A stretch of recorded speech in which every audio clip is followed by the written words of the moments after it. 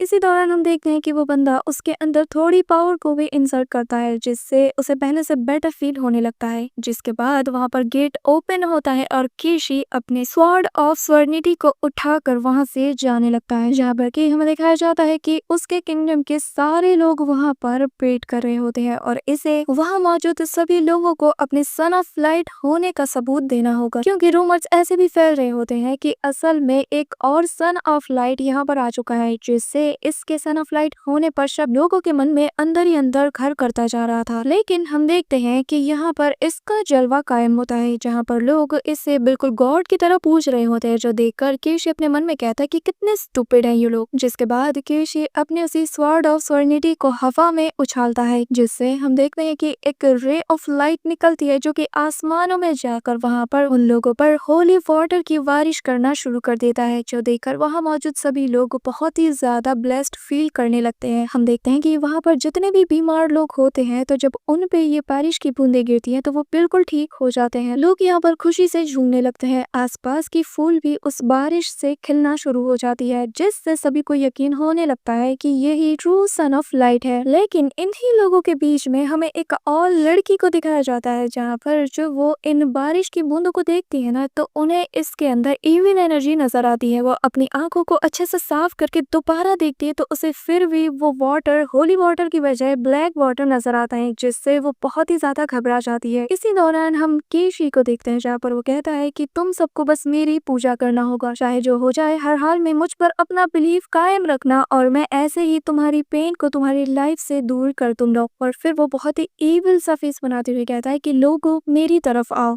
और अपने मन में कहने लगता है आओ और मेरे एंटी ईटिंग पेन को शेयर कर लो। इसी के साथ सीन वापस से शिफ्ट हो जाता है और हमें इलक्स का किंगडम दिखाया जाता है, जहाँ पर रात के सीन में एक बालकनी में प्रिंसेस फ्लू और इलक्स मौजूद होते हैं, जहाँ पर प्रिंसेस फ्लू उससे कहने लगती है कि फाइनली आज वो दिन आ चुका है। जो सुनकर इलक्स उससे कहने लगता है कि क्या सच में आज वो दिन है जब हम एंगेज्ड होने वाले हैं। जिस पर प्रिंसेस फ्लू से कहने लगती है कि और क्या, तो तुम्हें क्या लगता है कि मेरे फादर इतने दूर से यहाँ पर क्या करने आए होंगे। हाँ, जिसके बाद वो उससे बुरी शक्ल बनाते हुए कहती है कि एक बात बताओ, क्या तुम इससे खुश नहीं हो? क्या तुम नहीं चाहते कि मैं तुम्हारी वाइफ बनूं? जिस पर इलक्स कहने लगता है कि ऐसा नहीं है कि मैं नहीं चाहता, मैं बस इतना जानता हूँ कि हमारे फादर उम्मीद करते हैं कि हमारा ये एंगेजमेंट प्रपोजल बहुत ही ज्यादा काम आने वाला है फ्यूचर में दोनों कंट्रीज के लिए। और मेरे पेरेंट्स को लगता है कि मैं सन ऑफ लाइट हूँ, जो कि सच भी है, क्योंकि मैंने सारे पॉइंट्स को अचीव कर लिया था और जो मुझ पर लास्ट अटैक हुआ है उससे सभी को यकीन हो चुका है कि प्रिंस काइटन फेक है। उसने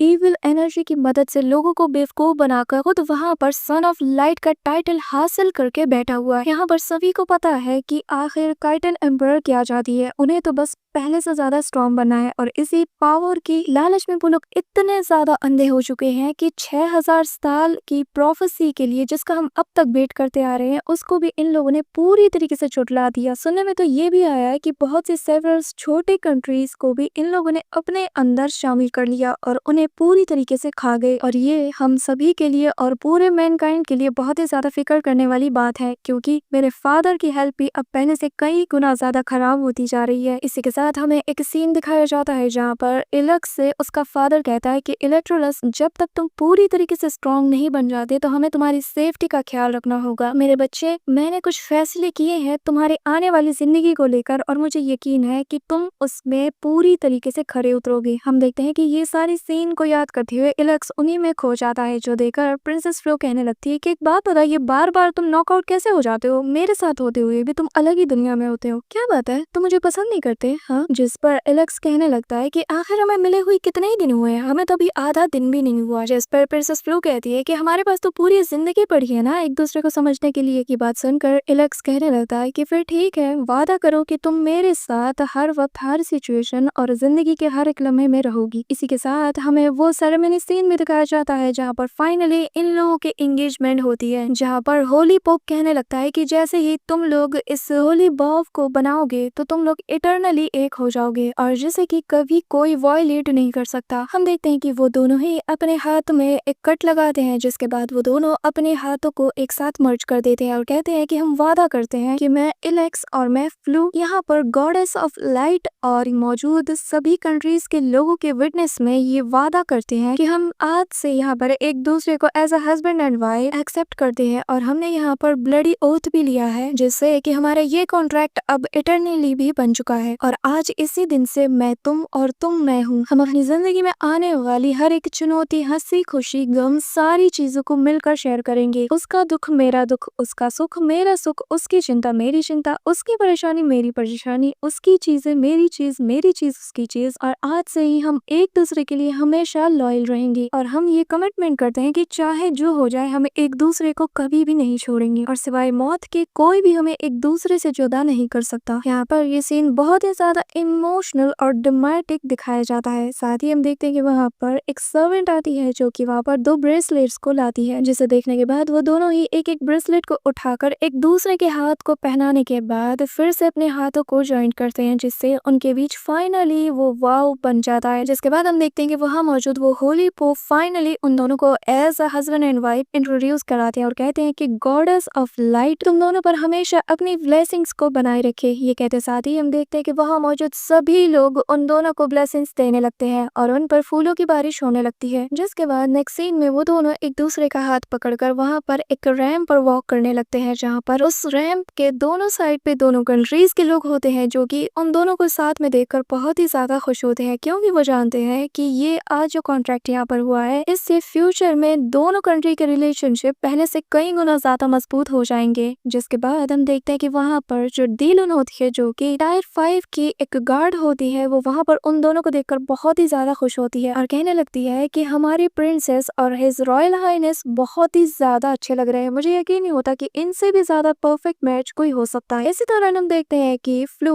और एलेक्स दोनों ही अचानक से वहाँ से भागने लगते हैं और उन्हें भागता हुआ देखकर वहाँ मौजूद सभी लोग बहुत ही ज्यादा कंफ्यूज हो जाते हैं और वो लोग हैरानी के साथ कहते हैं कि क्या हुआ, आखिर तुम दोनों ऐसे भाग क्यों रहे हो। अब देखते हैं कि वो लोग बिना बताए बस आगे दौड़ते हुए चले जाते हैं और जैसे ही वहाँ पर डेड एंड आता है वो लोग उस ऊंचाई से सीधा जंप लगा देते हैं, जिससे वहाँ मौजूद सभी लोग बहुत ही ज्यादा शॉक्ड हो जाते हैं कि आखिर इन लोगों को क्या हो गया। पीछे से उनके गार्ड्स, मास्टर्स और सभी लोग उन्हें रोकने के लिए आते हैं, लेकिन अगले ही सीन में हम देखते हैं उन दोनों को फ्लू के ड्रैगन ने पकड़ लिया होता है और वो दोनों हवा में वहाँ पर तैरने लगते हैं। और जैसा कि हर एक ड्रामेटिक फिल्म में होता है कि एक ड्रामेटिक सीन के साथ ही मूवी का हीरो बड़ा हो जाता है, और यहाँ भी सेम सिचुएशन होती है जहाँ पर हम देखते हैं कि एलेक्स और फ्लू अब बड़े हो जाते हैं, जहाँ पर फ्लू एलेक्स से कहने लगती है कि क्या तुम्हें याद है कि उस दिन मैंने तुमसे क्या पूछा था, जिस पर वो कोई जवाब नहीं देता। और फ्लू आगे कहने लगती है कि क्या तुम्हें पता है कि मरना किसे कहते हैं। हम देखते हैं कि यहाँ पर एलेक्स उसे कोई जवाब नहीं देता और उसे होल्ड करके वहाँ आपके सीन का मजा ले रहा होता है। चारों तरफ आतिशबाजी होती है और वो दोनों बहुत ही ज्यादा क्वालिटी टाइम स्पेंड करते हैं। इसी के साथ वो दोनों कहते हैं कि हमें उम्मीद है कि हमारा आने वाला फ्यूचर इससे बहुत ज्यादा ब्राइट होगा। इसी के साथ हमें बताया जाता है कि बीते कुछ सालों में भले ही दोनों कंट्रीज की जिंदगी बहुत ही अच्छी चल रही हो, लेकिन दोनों कंट्री के बाहर बहुत ही घमासान युद्ध चल रहा होता है, जहाँ पर कैरेडन एम्पायर पूरी तरीके से एलेक्स के एम्पायर को सप्रेस करने में लगा होता है। दोनों ही आर्मी के बीच घमासान युद्ध चल रहा होता है, जहाँ पर इन लोगों को भी ये पता चल चुका होता है कि असल में सन ऑफ लाइट उनके एम्पायर का प्रिंस नहीं बल्कि एलेक्स है, और इसीलिए वो लोग उन पर कोई भी मौका नहीं छोड़ते कि बस कैसे भी करके उनकी किंगडम को अपना बनाकर एलेक्स को जान से मार डाले, और वो लगातार उसके किंगडम को सप्रेस करने की कोशिश करते रहते हैं। इसी के साथ कुछ दिनों बाद का सीन दिखाया जाता है जहाँ पर एलेक्स अपने फादर के साथ उनके रॉयल पैलेस में मौजूद होता है, जहाँ पर उसे एक स्क्रोल मिलता है जिसमें बताया गया होता है कि जो अपकमिंग बैटल ऑफ जीनियस है वो पूरे कॉन्टिनेंट में होने वाला है, जिसमें से कि हर कॉन्टिनेंट का बेस्ट डिसाइपल यहाँ पर हमें ज्वाइन करेगा और इसके लिए बैटल करेगा। और ये बैटल ऑफ जीनियस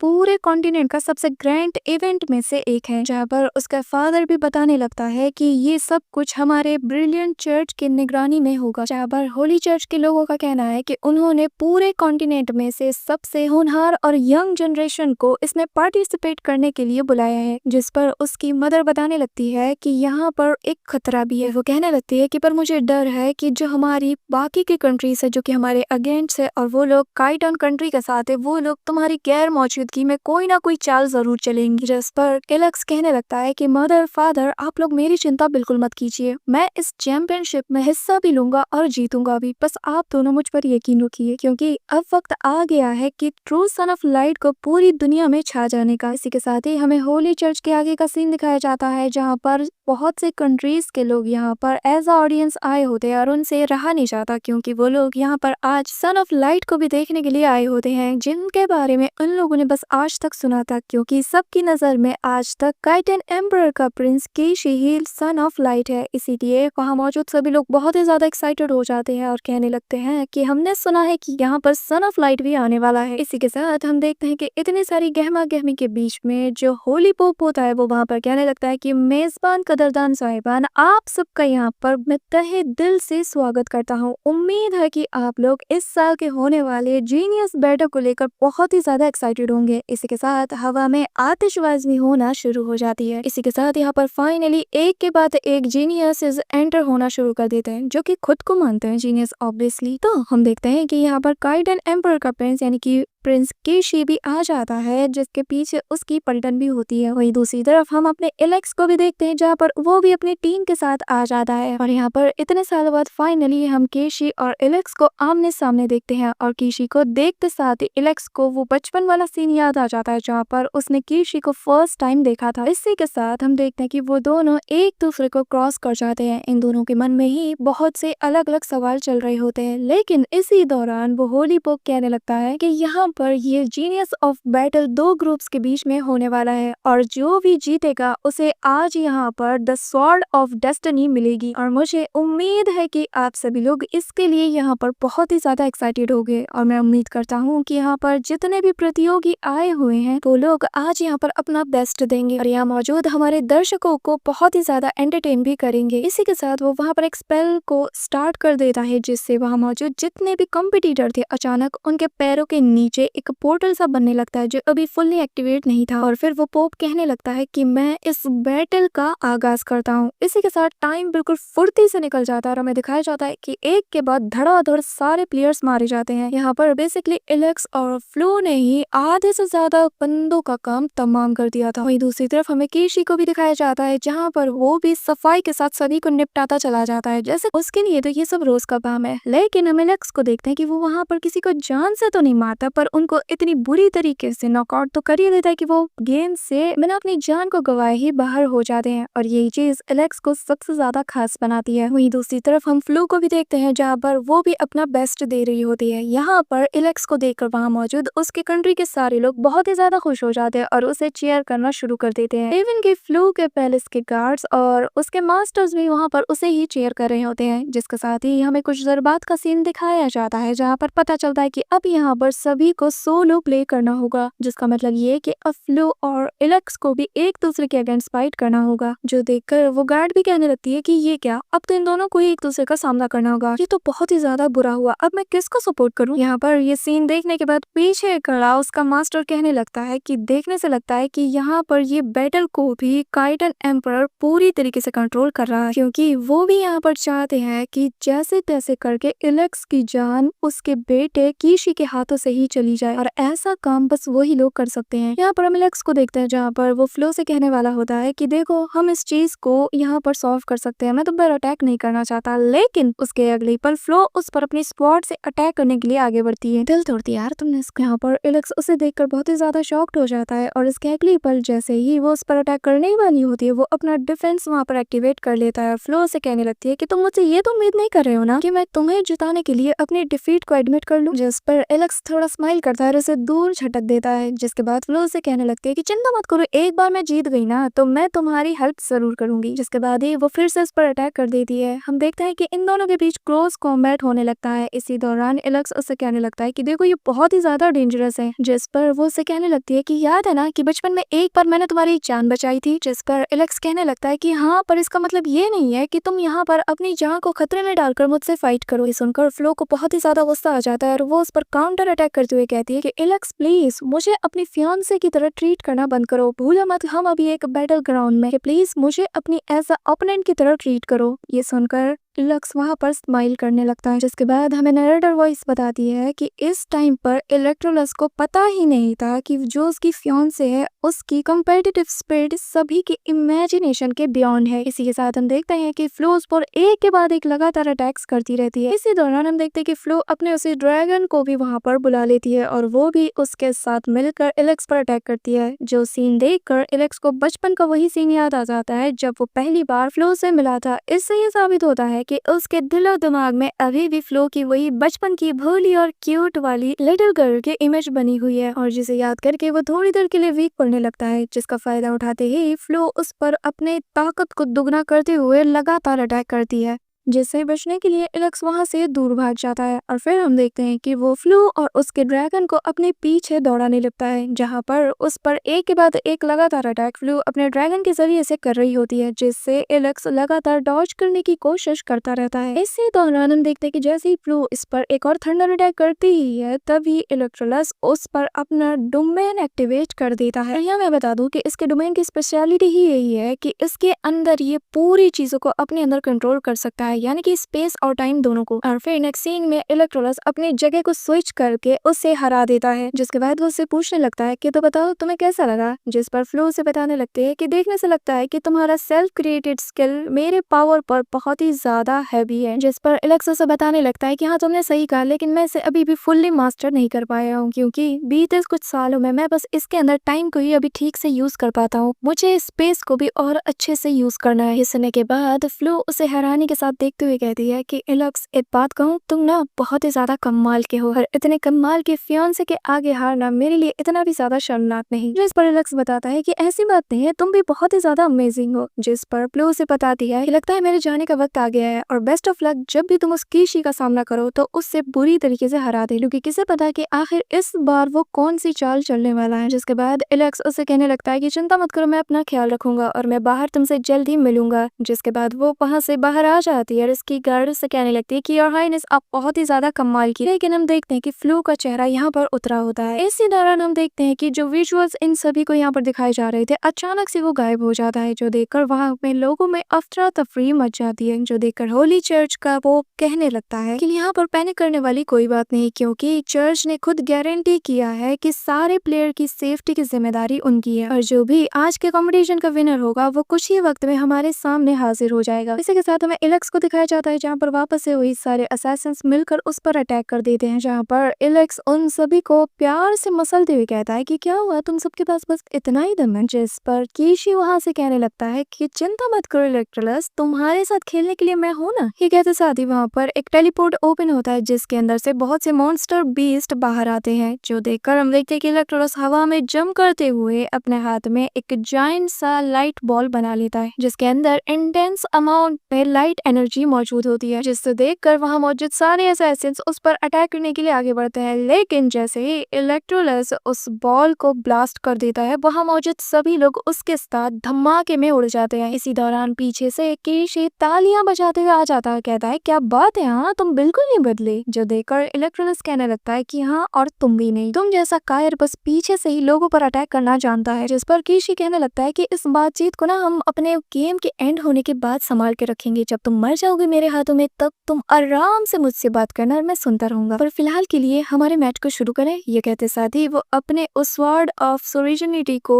जमीन में गाड़ देता है, जिससे वहां पर एक फॉर्मेशन ओपन होता है और आसपास की जमीन बुरी तरीके से फटने लगती है, जिससे कुछ डेड बॉडीज टाइप की चीजें निकलती हैं, जो कि आधे से आधे इलेक्ट्रोलस का पैर पकड़ लेती है। अब भाई वो लोग ज़ॉम्बीज की तरह उस पर एक के बाद एक चौड़ाई करना शुरू कर देते हैं, जिसके नेक्स्ट सीन में हम देखते हैं कि इलेक्ट्रोलस को उन लोगों ने चारों तरफ से बांध कर रखा होता है, जहाँ पर हमें दिखाया जाता है कि एलेक्स के नीचे लावा वाली जगह होती है, जहाँ पर अगर वो गलती से भी गिर जाता है ना तो इसका भजिया बन जाएगा। आगे तो हम आगे देखते हैं कि वहाँ पर कीशी आ जाता है, और साथ ही उसका गला जोर से पकड़ते हुए कहता है कि क्या तुम्हें ये हीट फील हो रही है? इससे तो हमने स्पेशली तुम्हारे लिए ही बनाया था, पसंद आया? बचपन से मैं इस दिन का इंतजार कर रहा था कि मैं कब तुम्हें अपनी जान से मार दूं और ट्रू सन ऑफ लाइट का टाइटल हासिल कर लूं, हमेशा हमेशा के लिए। जिसके बाद वो हवा में फ्लोट करते हुए कहता है कि तुम्हें जान से मारने के बाद तुम्हारी बॉडी के अंदर से सारी की सारी पावर ऑफ लाइट को अब्सॉर्ब करके उसे मैं अपने नरिशमेंट के लिए यूज करूं, जिससे मैं पहले से कई गुना ज्यादा ताकतवर बन जाऊंगा और जो 90% मेरा पॉइंट्स है वो अब 100% बन जाए। यहाँ पर हम देखते हैं कि एलेक्स अपने मन में सोचने लगता है कि आखिर इसको कैसे पता कि मैं अपने फॉर्मेशन को बिना अपने दोनों हाथों के यूज नहीं कर सकता। ऐसा लगता है कि ये मुझे बहुत ही अच्छे से जानता है। इसी दौरान वो होली पॉप अनाउंस करता है कि लगता है कि बैटल एंड हो चुका है और अब हमें हमारा चैंपियन मिल चुका है। जिसके नेक्स्ट सीन में हम देखते हैं कि हवा में अंधेरा छा जाता है और स्पेस में क्रैक ओपन होता है, जिससे कीशी बाहर आता है। अब आते साथ ही उस स्वॉर्ड ऑफ डेस्टिनी को हासिल कर लेता है। यहाँ पर सभी को यही लग रहा होता है कि ये शायद इलेक्ट्रोलस ही होगा, लेकिन वो पोप अनाउंस करता है कि जो विनर है वो प्रिंस ऑफ काइडन है। ये देखकर वहाँ मौजूद सभी लोग बहुत ही ज्यादा खुश हो जाता है, सिवाय उन लोगों के जिन्हें की एलेक्स की सच्चाई का पता था। वो लोग कहने लगते हैं कि ऐसा हो ही नहीं सकता। जिसके बाद कीशी वहाँ पर सभी लोगों को भाषण देते हुए कहने लगता है कि ये तो पहले से ही तय था, क्योंकि मैं एक सन ऑफ लाइट हूँ जिसे कि हेवन ने खुद चूज किया है, तो मेरे रहते मैदान में कोई और कैसे जीत सकता है। जहाँ पर उसे सुनकर हम देखते हैं कि फ्लो से पूछने लगती है कि एलेक्स का क्या हुआ, आखिर तुमने इसके साथ क्या किया। जिस पर वो कहता है कि उसने उसने बहुत ही अच्छी फाइट की, लेकिन एट द एंड वो हार गया। मैंने उसे वहाँ पर उसी ट्रायल बैंक के साथ छोड़ दिया है, शायद वो बाहर आता ही होगा या फिर किसे पता उसके साथ क्या हो रहा हो। जिसे सुनकर फ्लू बहुत ही ज्यादा भड़क जाती है, जो देखकर वो कहने लगता है कि क्या तुम सन ऑफ लाइट पर क्वेश्चन उठा रही हो। कहते साथ ही वो अपना हाथ आगे बढ़ाकर उन सभी पर इंटेंस अमाउंट में प्रेशर डालना शुरू कर देता है। इसी दौरान हम एलेक्स को देखते हैं, जहाँ पर वो खुद से कह रहा होता है कि घबराने की कोई बात नहीं है। सोचो, अगर मैं सन ऑफ लाइट नहीं होता तो आखिर मेरे पास ऐसा क्या होता जो मैं इस सिचुएशन में यूज कर पाता। क्या बस सन ऑफ लाइट होना ही मेरी खासियत है। ये कहते साथ ही वो अपनी कॉन्शियसनेस में पानी के अंदर डूबता चला जाता है। इसी दौरान गॉडेस ऑफ लाइट इसे कहने लगती है कि देखा, मैंने तुमसे कहा था कि मेरा क्रिएशन ज्यादा बेस्ट है। जिसके बाद एलेक्स कहने लगता है कि मुझे पता है कि मैं क्या करने वाला हूँ। ये कहते साथ ही वो वापस से अपने उसी डोमेन को क्रिएट करना शुरू कर देता है और कहता है कि मुझे आसपास की मौजूद हर एक चीज की एनर्जी को यूज करना होगा, जिससे कि यूज करके मैं अपने पावर में ट्रांसफॉर्म कर दूं, और जिसकी मुझे इस वक्त बहुत ही ज्यादा जरूरत है। इसी दौरान हम देखते हैं कि एलेक्स वहाँ पर फोकस करना शुरू कर देता है, जिसका नेक्स्ट सीन में हम देखते हैं कि वो वहाँ मौजूद सभी की स्पिरिचुअल एनर्जी को यूज करके एक ब्लैक होल क्रिएट करता है, जिसे वो अपनी उंगली में उठा लेता है और फिर उस ब्लैक होल की पावर से वहाँ पर एक ब्लैक होल फॉर्मेशन अरे को क्रिएट करता है। इसी दौरान हम कीशी को देखते हैं, जहाँ पर वो फाइनली अनाउंस कर देता है कि आज से मैं as a son of light पूरे कॉन्टिनेंट का कमान संभालने वाला हूँ, और जो लोग भी मुझे डिसओबे करना चाहेंगे उनका अंजाम सिर्फ मौत होगा। ये कहते साथ ही उसके पीछे गॉडेस ऑफ लाइट दिखने लगती है। हम देखते हैं कि यहाँ मौजूद सभी लोग उससे बहुत ही ज्यादा रिस्पेक्ट के साथ ग्रीट करते हैं और उसे बो डाउन भी करना शुरू कर देते हैं, लेकिन इसी दौरान जैसे ही वो कुछ कहने ही वाला होता है, अचानक से वहाँ पर उसकी फिंगर को कोई काट देता है और वो रिंग जो कि उसे एज अ विनर के तौर पर मिला था, वो अचानक से उसके हाथों से छिटक जाता है। तभी हम देखते हैं कि ब्लैक होल की पावर को यूज करके वहाँ पर स्पेस को क्रैक करते हुए एलेक्स आ जाता है। और भाई ये सीन बहुत ही ज्यादा मैसिव होता है। हम देखते हैं कि चारों तरफ लाइटनिंग थंडर दिखने लगती है और सामने एक बड़ा सा स्पिरिचुअल क्रैक ओपन होता है, जिसे कि एलेक्स ने अपनी ब्लैक होल की पावर से किया था, जिसके साथ ही वो रिंग फाइनली एलेक्स के थंब में जाकर फिट हो जाती है और फिर वो वहाँ पर अपनी पावर की ऑरा को रिलीज करता है, जिससे आसपास एक धमाकेदार रोशनी दिखाई देती है। जिसके बाद एलेक्स को देखकर वो कहने लगता है कि आखिर तुम वहाँ से बाहर कैसे निकले। जिस पर वो कहने लगता है कि जाहिर है यहाँ पर जो सन ऑफ लाइट है उसे कोई नहीं हरा सकता। और हाँ, तुमने क्या कहा था, तुम सन ऑफ लाइट हो ना। ये कहते साथ ही हम देखते हैं कि उसके आसपास जितने भी वो क्रिस्टल पॉइंट्स थे वो एक के बाद एक डिस्ट्रॉय होने लगते हैं, जो देखकर वहाँ मौजूद सभी लोग कहने लगते हैं कि आखिर ऐसा कैसे हो सकता है, ये तो सन ऑफ लाइट है ना, तो आखिर ऐसा कैसे हो सकता है। जिस पर वहाँ मौजूद एक बंदा कहता है कि अगर ये सन ऑफ लाइट होता तो इसके साथ ऐसा कभी नहीं होता, और सभी लोगों को ये यकीन हो जाता है कि काइटन एम्पायर के किंग ने जरूर किसी तरह के विच क्राफ्ट को यूज किया था। ये नजारा देखकर कीशी को बहुत ही ज्यादा गुस्सा हो जाता है कि उसके लोगों का ट्रस्ट अब उससे उठ चुका है। जिसके नेक्स्ट सीन में हम देखते हैं कि कीशी अपनी डिमोनिक पावर को यूज करता है और फाइनली अपने डिमोनिक लुक में आ जाता है और कहता है कि इलेक्ट्रोलस, आज मैं तुम्हें जान से मार डालूंगा और मैं अपनी स्वॉर्ड ऑफ स्वर्जिनिटी को यूज करके तुम्हें यहाँ पर सबक जरूर सिखाऊंगा। ये कहते साथ ही वो अपने फुल डिमोनिक लुक में आ जाता है, जो दिखने में बहुत ही ज्यादा इविल और क्रूअल लगता है। यहाँ पर उसे ऐसा देखकर फाइनली इलेक्ट्रोलस भी अपनी पावर को यूज करता है और एक पोर्टल में से अपनी डिवाइन स्वॉर्ड को बाहर निकालता है, जिसके साथ ही इन दोनों के बीच फाइट अब शुरू हो जाती है, जहाँ पर एक तरफ अच्छाई और दूसरी तरफ बुराई की ताकत आपस में टकरा रही होती है। दोनों ही एक दूसरे पर लगातार स्लैश अटैक करते हैं और जैसे ही इन दोनों के क्लैश अटैक्स आपस में कोलाइड करते हैं, वहाँ आसपास एक के बाद एक जबरदस्त धमाके होते हैं। ये सारा सीन वहाँ मौजूद सभी लोग देखते हैं और उनके मिडल ऑफ द फाइट हम देखते हैं कि उसे कीशी बताने लगता है कि ये जो मेरी स्वॉर्ड ऑफ स्वर्जिनिटी है, इसे मेरे फादर के ब्लड से बनाया गया है, और सिर्फ मेरे फादर के ब्लड से ही नहीं बल्कि केटन एम्पायर के जितने भी पिछले किंग्स थे उन सभी के ब्लड से इसे जनरेशन बाय जनरेशन स्ट्रॉन्ग बनाया गया है, और आज इसकी मदद से मैं तुम्हें यहाँ पर जान से मार दूंगा। हम देखते हैं कि ये कहते साथ ही वो दोनों फिर से बहुत ही ज्यादा टफ और क्लोज कॉम्बैट करने लगते हैं। उनकी स्पीड का कोई मैच ही नहीं होता। यहाँ पर कीशी उसे आगे कहता है कि मैं लेवल 9 के पीक पर हूँ, तो तुम मेरा कुछ नहीं बिगाड़ सकते। ही कहते साथ ही वो वहाँ पर एक पोर्टल ओपन करता है, जिससे बहुत ही शार्प वेपन्स बाहर आते हैं और वो उसे बताने लगता है कि ये हमारे रॉयल रियलम का सबसे पावरफुल आर्टिफैक्ट्स है और मैं देखना चाहता हूँ कि तुम्हारे पास इसके अगेंस्ट क्या है। ये कहते साथ ही वो उस पर अटैक कर देता है, जिस पर एलेक्स वहाँ पर अपने उसे डोमेन को एक्टिवेट करते हुए कहता है कि मेरे पास कोई आर्टिफैक्ट नहीं है, बल्कि मेरा खुद का अपना स्किल है और मेरी अपनी क्रिएशन जो कि तुम्हारे लिए इनफ होगा। ये कहते साथ ही वो बिजली की स्पीड से उसके सामने आ जाता है और कहता है कि ये जो मेरे हाथ में स्वॉर्ड देख रहे हो ना, ये भी एक नॉर्मल स्वॉर्ड है। जिसके बाद एक ही स्लैश अटैक में वो उसके तलवार के 2 टुकड़े कर देता है, जिससे वो दूर जाकर छटक जाता है और वो कहता है कि आखिर ये कैसे पॉसिबल है। इसी दौरान वो खुद से कहने लगता है कि तुम्हारे जैसा बच्चा कभी भी नहीं समझ सकता। मैं बचपन से ही इन सारे ट्रॉमा से झेल रहा हूँ। मुझ पर इतने सारे टॉर्चर हुए हैं कि मैं एक दिन आगे चलकर सन ऑफ लाइट बनूं, लेकिन तुम्हारे आने के बाद से सब कुछ बदलने लगा और तुमने सब कुछ बर्बाद कर दिया। ये कहते साथ ही वो बहुत ही ज्यादा गुस्से में आ जाता है। अचानक से उसके बॉडी से ब्लड निकलने लगता है और फिर इंटेंस अमाउंट में डार्क एनर्जी उसकी बॉडी में आने लगती है, जिसके बाद वो गुस्से के साथ कहने लगता है कि मैं तुम्हें कभी भी माफ नहीं करने वाला। जिसके नेक्स्ट सीन में उसकी बॉडी ब्लास्ट कर जाती है, जिससे हम देखते हैं कि वहां पर जो उसके एम्पायर के लोग थे जिन पर उसने होली वाटर कहकर जो बारिश की थी, वो असल में उसके पेन को उन सभी की बॉडीज के साथ शेयर किया होता है। और जब यहाँ पर केशी अपना कंट्रोल खो देता है और उसकी बॉडी में उसे बहुत ही ज्यादा पेन होता है, तो हम देखते हैं कि इसका असर उसके किंगडम के लोगों पर भी होता है। अचानक से वो सभी पागल हो जाते हैं, उन सभी की बॉडी से एनर्जीज अब्सॉर्ब हो रही होती है और उनकी चेहरा भी बहुत ही ज्यादा बिगड़ जाता है। चारों तरफ डिमोनिक ऑरा हमें नजर आता है। जिसके बाद यहाँ पर केशी भी सेम चीज को रिपीट करते हुए कहता है कि तुम लोगों ने मेरी एनर्जीज का बहुत ही ज्यादा फायदा उठाया और अब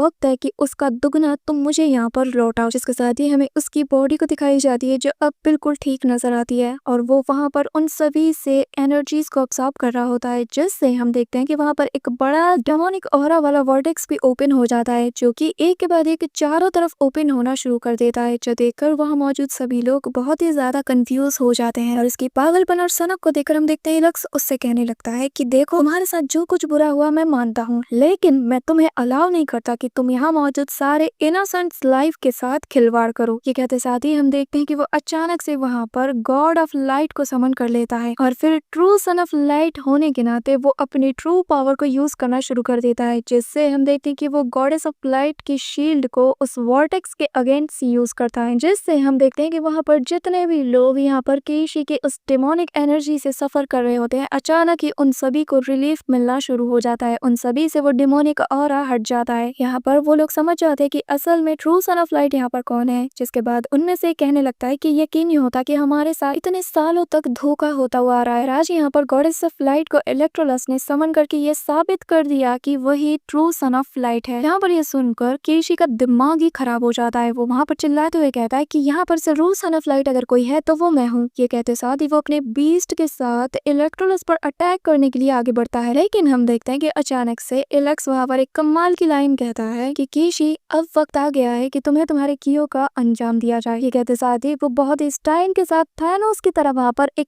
चुटकी में जाता है और फिर वहाँ पर एक धमाका होता है, जिससे वो मॉन्स्टर पूरी तरीके से डिसअपीयर हो जाता है। जिसके बाद इलेक्ट्रोलस का वो स्लैश अटैक केशी के पेट में जाकर लग जाता है, जो कि उसने इतने सफाई से किया होता है कि यहाँ पर हमें भी नहीं दिखाया जाता। जिसके साथ ही चारों तरफ से वो डिमोनिक ऑरा और वो काले बादल अचानक से छटने लगते हैं और वहाँ पर सूरज की किरण सभी को दिखाई देती है। इसी के साथ केशी का चैप्टर फिलहाल के लिए यहाँ पर क्लोज हो जाता है। जिसके बाद वहाँ मौजूद सभी लोग इलेक्ट्रोलस किनारे लगाने लगते हैं और उसे as a true son of light के नाम से पुकारते हैं। लेकिन मैं हैरान हूँ कि इस पोप को यहाँ पर इस चैंपियनशिप की पड़ी होती है। उसका खाली एक ही काम होता है कि यहाँ पर आकर मुंह उठा के कहने लगता है कि आज मैं इस बैटल का जो ट्रू चैंपियन है, यानी कि बैटल ऑफ जीनियस का विनर, उसे मैं सन ऑफ द लाइट जो कि इलेक्ट्रोलस है उसे डिक्लेयर करता हूँ। जिसका नेक्स्ट सीन में हम देखते हैं कि उसकी रिंग में से एक वॉइस उसे बताती है कि इलेक्ट्रोलस, तुमने इस पूरे वर्ल्ड के ब्राइटनेस को अपने हार्ट से रिडीम कर लिया है और इसलिए कोई है जो तुमसे मिलना चाहता है। इसी के नेक्स्ट सीन में हम देखते हैं कि वो अपने कॉन्शियसनेस में एक स्नेल के फ्रेम को देखता है, जो कि अचानक से एक ह्यूमन को फॉर्म ले लेता है, जिसका नाम कि हमें यहाँ पर व्हाइट डीमन मून स्कॉर्पियन बताया जाता है, जो कि यहाँ पर इलेक्ट्रोलस से कहने लगता है कि आज से मैं तुम्हें तुम्हारे हर रास्ते में आने वाले छोटी बड़ी चुनौतियों में तुम्हारा पूरा साथ दूंगा और तुम्हारी पूरी मदद करूंगा जब तक कि तुम नए गॉड ऑफ लाइट नहीं बन जाते। जिसके बाद वो उसे एक एंशिएंट आर्टिफैक्ट दिखाते हुए कहने लगता है कि ये एक ऐसी इंपॉर्टेंट चीज है जिसके बारे में मैं तुम्हें बताना चाहता हूँ, जिसे कि बिग टर्टल शेल टेक्निक के नाम से भी जाना जाता है। जिसके बाद वो कहने लगता है कि ये टेक्निक तुम्हें इंटेंस अमाउंट में पावर भी प्रोवाइड कराएगी। जिसके बाद वो आगे बताता है कि एक ऐसी पावर है जिसके लिए गॉड भी डिजायर्स रखते हैं, इवन की गॉड्स भी इसके लिए फाइट करते हैं, तो अंदाजा लगा लो कि ये कितना ज्यादा पावरफुल है। जिसके बाद वो आगे कहता है कि मैंने प्रोफेसी के पावर को यूज करके एक्सप्लोर करने की कोशिश की, पर एज अ पनिशमेंट मुझसे मेरी एक आई ऑफ प्रोफेसी को छीन लिया गया और इसी वजह से मैंने अपनी हाफ प्रोफेसी पावर को भी खो दिया। लेकिन मैंने एट द एंड देख ही लिया कि ये किसे मिलने वाला है। इलेक्ट्रोलस, वो तुम हो जो कि इसे हासिल करेगा और ये तुम्हारे लिए इंतजार कर रहा है। जिस पर इलेक्ट्रोलस स्माइल करते हुए कहता है कि क्या मेरा इंतजार कर रहा है? लगता लगता है मुझे अभी घर जाने की इतनी जल्दी नहीं करनी चाहिए। इसी दौरान वो वापस से चुटकी बजाते हुए रियलिटी में आ जाता है, जहाँ पर होली चर्च का पोप उससे कहने लगता है कि इलेक्ट्रोलस, मुझे खुशी है कि तुमने यहाँ मौजूद सभी चीजों को सेटल कर लिया है और as a son of light होने के नाते तुम आज से ग्लोरियस चर्च के न्यू सक्सेसर बनने वाले हो। जहाँ पर हम देखते हैं ये सुनने के बाद वहाँ मौजूद सभी लोग उसके नारे लगाना शुरू कर देते हैं और वो पोप उससे कहता है कि प्लीज इस ऑफर को एक्सेप्ट कर लो जिसे कि तुम्हारे बिलीवर्स ने तुम तक पहुंचाया है। जिसके बाद हम देखते हैं कि इलेक्ट्रोलस उनके बीच में जाने लगता है, जहाँ पर सभी लोग उसके आगे सर झुकाने लगते हैं। इसी दौरान उसे एक बच्चा दिखाई देता है, जहाँ पर उसके हाथ में एक छोटा सा डैगर होता है, जिससे वो किसी का हाथ काटने की कोशिश करता है, लेकिन इलेक्ट्रोलस उससे वो डैगर ले लेता है और फिर वो उससे कहने लगता है कि एक बात बताओ, आखिर ये क्या चीज है। जिस पर वो बच्चा स्माइल के साथ कहने लगता है कि मैं आपको अपना खून डेडिकेट करके अपनी लॉयल्टी साबित करना चाहता हूँ। जो सुनकर इलेक्ट्रोलस उसका हाथ छोड़ देता है और वो बच्चा अपना सिर उसके सामने झुकाते हुए कहता है कि आज से मेरी सोल, मेरी बॉडी, मेरा सब कुछ आपको बिलोंग करता है। जिस पर हम देखते हैं कि इलेक्ट्रोलस उसे ऊपर उठाते हुए कहता है कि तुम्हें ये सब करने की कोई जरूरत नहीं, क्योंकि मेरे किंगडम यानी कि पांगबू में किसी को भी अपने फेथ, अपने बिलीफ को साबित करने के लिए अपना खून या कुछ भी देने की जरूरत नहीं पड़ती। इवन कि खुद गॉड भी अगर चाहे तो वो भी तुमसे जबरदस्ती कुछ भी नहीं ले सकता। लेकिन हम देखते हैं कि ये बात उस बच्चे को बहुत ही ज्यादा अजीब लगती है। वो उससे अपना हाथ झटक देता है। इसी दौरान हम देखते हैं कि यहाँ पर जितने भी लोग काइटोन किंगडम के थे वो सभी लोग अपना हाथ ऊपर उठाने लगते हैं और कहने लगते हैं कि प्लीज हमें हमारे फेथ को आपको ऑफर करने दो, प्लीज हमारे ब्लड को ऐसे ही जाया होने मत दो। हम देखते हैं कि उन सभी के हाथ में एक अजीब सा मार्क होता है। वो लोग चिल्ला चिल्ला कर कहते हैं कि हमारी बॉडी, हमारा सोल, हमारा सब कुछ आज से आपको बिलोंग करता है, प्लीज इसे एक्सेप्ट करो। इसी के साथ हमें बताया जाता है कि ये वो पहली बार होता है जहाँ पर इलेक्ट्रोलस ये एहसास करता है कि लोगों का जो ओरिजिनल बिलीव्स होता है वो उन्हें इस हद तक क्रेजी बना देता है कि कभी कभी उनका ये बिलीव क्रेजीनेस के हर हद को पार कर देता है, क्योंकि इनका बिलीव होता है कि ये पैदा ही इसलिए हुए होते हैं कि इनका यूज किया जाए। इसी के साथ हमें कुछ देर बाद का सीन दिखाया जाता है जहाँ पर वो फ्लू के साथ वहां से जा रहा होता है और वो बहुत ही ज्यादा कंफ्यूज नजर आता है, जो देखकर फ्लू से कहती है कि इलेक्ट्रोलस ज्यादा फिक्र मत करो और जिस दिन तुम ग्रेट टर्टल शेल टेक्निक को यूज करना सीख जाओगे ना और उसे पूरी तरीके से मास्टर कर लोगे, हम हमारे किंगडम में वापस जाकर खुशहाल जिंदगी गुजारें। हम देखते हैं कि यहाँ पर इलेक्स बहुत ही ज्यादा जोन आउट हो जाता है, जिसके बाद वो फ्लू से अपनी परेशानी को जिक्र करता है, जहाँ पर वो व्हाइट एंड किंगडम के लोगों के बिलीफ्स के बारे में उसे बताता है। जिस पर फ्लू उसे कंफर्ट करते हुए कहती है कि चिंता मत करो, जब तक तुम हमारे साथ हो मुझे यकीन है कि वो लोग एक ना एक दिन बदल जाएंगे। जिसके बाद वो एक ऐसी जगह पर पहुंच जाता है जहाँ पर उसे देखकर इलेक्ट्रोलस कहने लगता है कि ये वही जगह है जिसके बारे में सन एंड मून स्नेल ने प्रिडिक्ट किया था। इसी दौरान सीन शिफ्ट होता है और हमें एक सैक्रिफिशियल ग्राउंड का सीन दिखाया जाता है, जहाँ पर कि काइटन एम्परर का किंग वहाँ पर आता है और वो आते साथ ही कहने लगता है कि जल्द से जल्द इस रिचुअल को कंप्लीट करो और एक बात बताओ, क्या तुम लोग सच में इलेक्ट्रोलस को जान से मार पाओगे। जिस पर वहाँ मौजूद एक ब्लैक हुडेड पर्सन कहने लगता है कि हमारे गॉड ने एक बार चमत्कार करके दिखाया है, जिससे उसने तुम्हारे बेटे को ऑलमोस्ट सन ऑफ लाइट बना दिया था, तो दूसरी बार क्यों नहीं हो सकता। जिसे सुनकर किंग ऑफ काइटन वहाँ से सेंटर में चला जाता है, जिसके बाद वो एक डैगर को उठाते हुए कहता है कि बेटे मैं तुम्हें साथ देने के लिए तुम्हारे पास आ रहा हूँ, और फिर वो उस डैगर को अपने आर पार कर देता है और जैसे ही उसका ब्लड उस रिचुअल में गिरता ही है, हम देखते हैं कि वो फॉर्मेशन ग्लो करने लगता है और वहाँ मौजूद जितने भी ब्लैक मैजिक यूजर्स थे वो कुछ ना कुछ स्पेल करने लग जाते हैं और फिर वहाँ पर एक ब्लैक स्मोक का बॉल बन जाता है, जिसके अंदर वो सारे विचेस गायब हो जाते हैं। इसी दौरान हमें इलेक्स को दिखाया जाता है, जहाँ पर वो फ्लू से कहता है कि हम बस पहुंचने वाला है, लेकिन तभी उसके सामने एक बड़ा सा जाइंट स्टोन आ जाता है और उसके ऊपर से अचानक से एक बड़ा सा आग का गोला गिरने वाला होता है, जो देखकर फ्लू उसे बचाने वाली होती है, लेकिन इलेक्ट्रोलस उसे धक्का दे देता है। जिसके बाद ही हम नेक्स्ट सीन में देखते हैं कि इलेक्ट्रोलस वहाँ पर फॉरबिडन एरिया ऑफ डेथ पर टेलीपोर्ट हो जाता है, जहाँ पर उसे बांध कर रखा गया होता है और एक वॉइस कहती है कि आखिर यहाँ पर गॉड ऑफ डेथ को किसने समन किया। इसी दौरान वहाँ पर वो विच कहने लगता है कि मैंने आपको यहाँ पर समन किया है, क्योंकि हमारे कॉन्ट्रैक्ट के अकॉर्डिंग आपको यहाँ पर इस इलेक्ट्रोलस नाम के बंदे को जान से मारना होगा, जो कि सन ऑफ लाइट है। ये सुनते ही हम देखते हैं कि गॉड ऑफ डेथ अपनी एक फिंगर से जो बंदा वहाँ पर स्पीक कर रहा था उसको जान से मार देता है, जिसे सुनकर पास खड़ा बंदा कहता है कि प्लीज अपने कॉन्ट्रैक्ट के हिसाब से ही काम कीजिए, लेकिन गॉड ऑफ डेथ उसे भी जान से मार देता है और कहता है कि मुझे अपना कॉन्ट्रैक्ट याद है। जो सुनकर यहाँ पर इलेक्ट्रोलस कहने लगता है कि देखने से लगता है कि इन सब मामलों में इन लोगों ने गॉड ऑफ डेथ को भी नहीं छोड़ा। जिस पर वो बताता है कि इन्होंने मुझे सैक्रिफाइसेस प्रोवाइड की हैं, तो मुझे कॉन्ट्रैक्ट के हिसाब से तुम्हें आज यहाँ पर जान से मारना ही होगा। ये कहते साथ ही वो उस पर एक पावरफुल सा अटैक कर देता है, जो देखकर इलेक्स वहाँ पर अपनी डोमेन बाउंड्री को यूज करता है, पर भाई वो गॉड ऑफ डेथ इतना ज्यादा पावरफुल होता है कि वो उसके डोमेन को यूं चुटकियों में डिस्ट्रॉय कर देता है, जिसके बाद वो उसके दोनों हाथों पर शार्प नेल्स को घुसा देता है। जिसके नेक्स्ट सीन में वो कहता है कि क्या हुआ, बस तुम्हारे पास इतना ही है, मुझे लगा तुम यहाँ पर मुझे सरप्राइज कर दोगे। ये कहते साथ ही वो उस पर और अटैक कर देता है, जो देखकर वहाँ पर electro divine sun moon scorpion को बुला लेता है। जिसके बाद वो कहने लगता है कि ये बिल्कुल वैसा ही हुआ जैसा कि तुमने प्रेडिक्ट किया था। इसी के साथ हमें पास्ट का एक सीन दिखाया जाता है, जहाँ पर डिवाइन सन मून ने इससे कहा था कि मैं तुम्हें एक बात याद दिला दूं कि जब तुम ग्रेट टर्टल शेल टेक्निक को अप्रोच के लिए जाओगे, तुम्हारे पास इतना ज्यादा करेज और स्ट्रेंथ होना ही चाहिए कि तुम डेथ को फेस कर सको। जिसके नेक्स्ट सीन में हमें प्रेजेंट टाइम दिखाया जाता है, जहाँ पर सन मून स्नेल उसे कहने लगता है कि मैं यहाँ पर इसे थोड़ी देर के लिए संभाल सकता हूँ, लेकिन बाकी सब अब तुम पर डिपेंड करता है। ये कहते साथ ही वो उसके फोरहेड को टच करके वहाँ से उसे धक्का दे देता है। जिसके नेक्स्ट सीन में हम देखते हैं कि इलेक्ट्रोलस एक पोर्टल के थ्रू होते हुए उसी टर्टल टेक्निक के डायमेंशन में पहुंच जाता है। जिसके बाद जैसे ही वो वहां पर लैंड करता है, उसके मुंह से खून आना शुरू कर देता है और एक वॉइस वहां पर बताने लगती है कि इलेक्ट्रोलस तुम यहाँ पर इंस्ट्रक्शन को फॉलो करते हुए आ पहुंचे हो। इसी दौरान वहां पर इलेक्ट्रोलस का एक और इल्यूजन उसे दिखाया जाता है और वो वॉइस कहती है कि मुझे यकीन है कि तुम यहाँ पर उस टेक्निक को हासिल करने ही आए हो, जिससे कि तुम इतने ज्यादा पावरफुल बन जाओ कि तुम गॉड ऑफ डेथ को भी हरा सको। तो क्या उस ग्रेट फिश आर्मर टेक्निक को ऑब्टेन करने के लिए टेस्ट को शुरू किया जाए। हम देखते हैं कि ये सेम वर्ड पीछे एक छोटी लड़की भी रिपीट करती है। जैसे ही वो उसे मुड़कर देखता है, वो वहां से गायब हो जाती है। तभी उसके सामने खड़े उस इल्यूजन का गला कोई घोंट देता है, जिससे इलेक्ट्रोलस को पेन होना शुरू हो जाता है। तभी वहां पर एक और ओल्ड लेडी आती है, जो कि उससे कहती है तुम जिस टेक्निक को पाने के लिए यहाँ पर आए हो, ये इतना भी आसान नहीं है। इसी दौरान उसका एक और इल्यूजन को आकर कोई जान से मार देता है, जिससे फिर से इलेक्ट्रोलस को दर्द होना शुरू हो जाता है। जिसके बाद वो औरत फिर से कहने लगती है कि ये कभी भी इतना ज्यादा सिंपल नहीं रहा है जैसा कि तुमने सोचा है, लेकिन ये इतना भी ज्यादा मुश्किल नहीं है, बस लोगों ने ही इसको कॉम्प्लेक्स बना दिया है। यहाँ पर साफ जाहिर होता है कि वो लेडी और उसके बाकी के सारे रूप वहाँ पर इलेक्ट्रोलस को उसकी बातों में उलझाए रखते हैं। जिसके बाद वो लेडी उससे कहने लगती है कि इससे पाने का बस एक ही तरीका है, और जो कि तुम्हारे पीछे ही मौजूद है। सिर्फ एक गॉड ही दूसरे गॉड को जान से मार सकता है, क्योंकि जो फर्स्ट सन ऑफ लाइट था उसने सन एंड मून स्नेल को खा लिया था, जिससे उसके पास एक ड्रैगन से भी ज्यादा इंटेंस अमाउंट में पावर आ गया था। इसी दौरान हम देखते हैं कि कोई पीछे से आकर इलेक्ट्रोलस की आंखों को बंद कर देता है। जिसके बाद वो लेडी वहां पर क्रीपी तरीके से उसे टच करते हुए कहती कि जाओ और जाकर सन मून को खा लो, जाओ जाओ जाओ और उसे जान से मार दो, जिसके बाद तुम फाइनली एक ट्रू गॉड ऑफ ग्लोरी बन जाओगे। यहाँ पर हमें बताया जाता है कि इलेक्ट्रोलस के सेल्फ कॉन्शियसनेस में उसका टेस्ट चल रहा होता है। जिसके नेक्स्ट सीन में हमें उसके हाथ में एक छोटा सा डैगर दिखाया जाता है और एक लड़की उसके कान में आके कहती है कि dear third son of light, तुम्हें बस एक छोटा सा काम ही तो करना है, जाओ और जाकर सन एंड मून स्नेल को मार दो और उसे खा जाओ, जिसके बाद तुम्हारे पास बियॉन्ड लेवल की गॉड पावर्स आ जाएंगी। यहाँ पर हम देखते ही कहते साथ ही वो उसके एक इल्यूजन का गला फिर से घोट देती है, जिससे इलेक्स को बहुत ही ज्यादा पेन होता है। जिसके बाद इलेक्ट्रोलस खुद से कहने लगता है कि अब मैं समझा कि जो सन मून स्नेल और सन ऑफ लाइट है, ये दोनों सेम ओरिजिन के हैं और मुझे सबसे पहले सन मून स्नेल को जान से मारना होगा, तभी मेरी ट्रू पावर एक्टिवेट हो जाएंगी। ये कहते साथ ही हम देखते हैं कि वो स्टैगर को लेकर सन मून स्नेल के करीब जाता है और वहाँ पर वो सारी लेडीज उससे कहने लगती है कि हाँ जाओ आगे बढ़ो और इसे जान से मार दो। यहाँ पर ये खुद से कहता है कि ये मेरी डेस्टिनी है कि मुझे इसे जान से मारना ही होगा। जिसके नेक्स्ट सीन में हम देखते हैं कि वो सन मून स्नेल को मारने के लिए अपने डैगर को ऊपर उठा लेता है, जो कि दूर से वो ओल्ड लेडी जो कि ग्रेट टॉर्टोइस टेक्निक होती है वो देखकर स्माइल करती है और कहती है कि हाँ इसे जान से मार दो। जिसके बाद वहाँ मौजूद सभी लोग उसके कान में आकर खुसखुसाते हैं कि हाँ मारो मारो मारो, लेकिन हम देखते हैं कि उसके अगले ही पल इलेक्ट्रोलस उसका गला पकड़ लेता है और कहता है कि तुम्हें क्या लगता है कि मैं डेस्टिनी पे यकीन करता हूँ? हाँ, मैं सिर्फ खुद पर यकीन रखता हूँ और तुमने अब तक जो भी खेल यहाँ पर खेला है ना, वक्त आ गया है कि उन सभी को यहाँ पर खत्म किया जाए। जो सुनकर हम देखते हैं कि वो लेडी वहाँ पर स्माइल करने लगती है और अचानक से उसकी बॉडी डिसअपियर हो जाती है। जिसके बाद वो लेडी दूर से कहती है कि इलेक्ट्रोलस तुम्हारे पास कोई भी डिजायर नहीं है, तो इसलिए तुम गॉड नहीं बन सकते। जिस पर वो कहता है कि dear big turtle shell technique, आखिर तुम्हारा इससे क्या मतलब है? जिस पर दूसरी वॉइस कहती है कि जैसा कि इसने कहा कि तुम नहीं बन सकते तो बस नहीं बन सकते, और ये टेक्निक तुम्हें कभी भी नहीं मिल सकती, क्योंकि इसे यूज करने वाला जितना ज्यादा डिजायर रखता होगा उतना ही ज्यादा वो पावरफुल होगा, जितना ज्यादा वो पावरफुल होगा उतना ही ज्यादा मैं भी पावरफुल होंगी, जब तक कि वो खुद के हाईएस्ट लेवल के स्टैंडर्ड तक नहीं पहुंच जाते जैसा कि एक गॉड होता है। लेकिन जो ग्रेट टर्टल टेक्निक है उसकी पावर इस टाइप की नहीं है जो कि दूसरों के एमिशंस को सपोर्ट करने में इंटरेस्टेड हो। जिसके बाद वो कहती है कि ये पावर हमें यूनिवर्स से मिलती है और इलेक्ट्रोलस तुम एक ऐसे इंसान के हो जो कि खुद पर स्ट्रॉन्ग डिटर्मिनेशन रखता है। जिसके बाद वो छोटी लड़की कहती है पास्ट, वो बीच वाली लड़की कहती है प्रेजेंट और वो ओल्ड लेडी कहती है फ्यूचर। और आज the great three turtle techniques के ये तीनों फॉर्म तुम्हारे साथ विलिंगली कॉन्ट्रैक्ट बनाने के लिए इंटरेस्टेड है। और फिर वो तीनों साथ में कहती हैं कि हम तुम्हें अलाउ करते हैं कि तुम ग्रेट फिश आर्मर टेक्निक को यूज कर सको। और आज से ये टेक्निक तुम्हें ही बिलोंग करती है। जिसके बाद वो वॉइस से कहती है कि आज से तुम इसे फुल्ली अपने अकॉर्डिंग यूज कर सकते हो और बताओ आखिर तुम किस टाइप का वर्ल्ड क्रिएट करना चाहते हो। जिसके बाद इलेक्ट्रोलस उसके करीब जाकर उस टर्टल शेल को अपने हाथों से पकड़ता है और फिर हमें प्रेजेंट टाइम का सीन दिखाया जाता है जहाँ पर वो एरो जैसे ही सन मून स्नेल को हिट करता है इसी दौरान उसका शील्ड डिस्ट्रॉय हो जाता है और वो डेथ ऑफ गॉड कहने लगता है कि आज तुम्हें यहाँ पर कोई भी मुझसे नहीं बचा सकता। लेकिन इसके अगले सीन में हम देखते हैं कि इलेक्ट्रोलस अपनी आईज ओपन करता है और वहाँ पर एक बहुत बड़ा धमाका होता है और फिर हम फाइनली देखते हैं कि इलेक्ट्रोलस सन मून स्नेल की बॉडी में मर्ज हो जाता है। जिसके बाद वो अपने उसी टेक्निक को यूज करता है जैसे देखकर वहाँ पर गॉड ऑफ डेथ हैरान हो जाता है और कहता है कि आखिर इंटेंस फॉर्म्स में पावर तुम्हारे पास कहाँ से आई। जिसके बाद उस टेक्निक का सेकंड फॉर्म भी अपनी पावर को एक्टिवेट कर देता है जिससे जैसे ही गॉड ऑफ वॉर उस पर एक के बाद एक अटैक करता है लेकिन उसका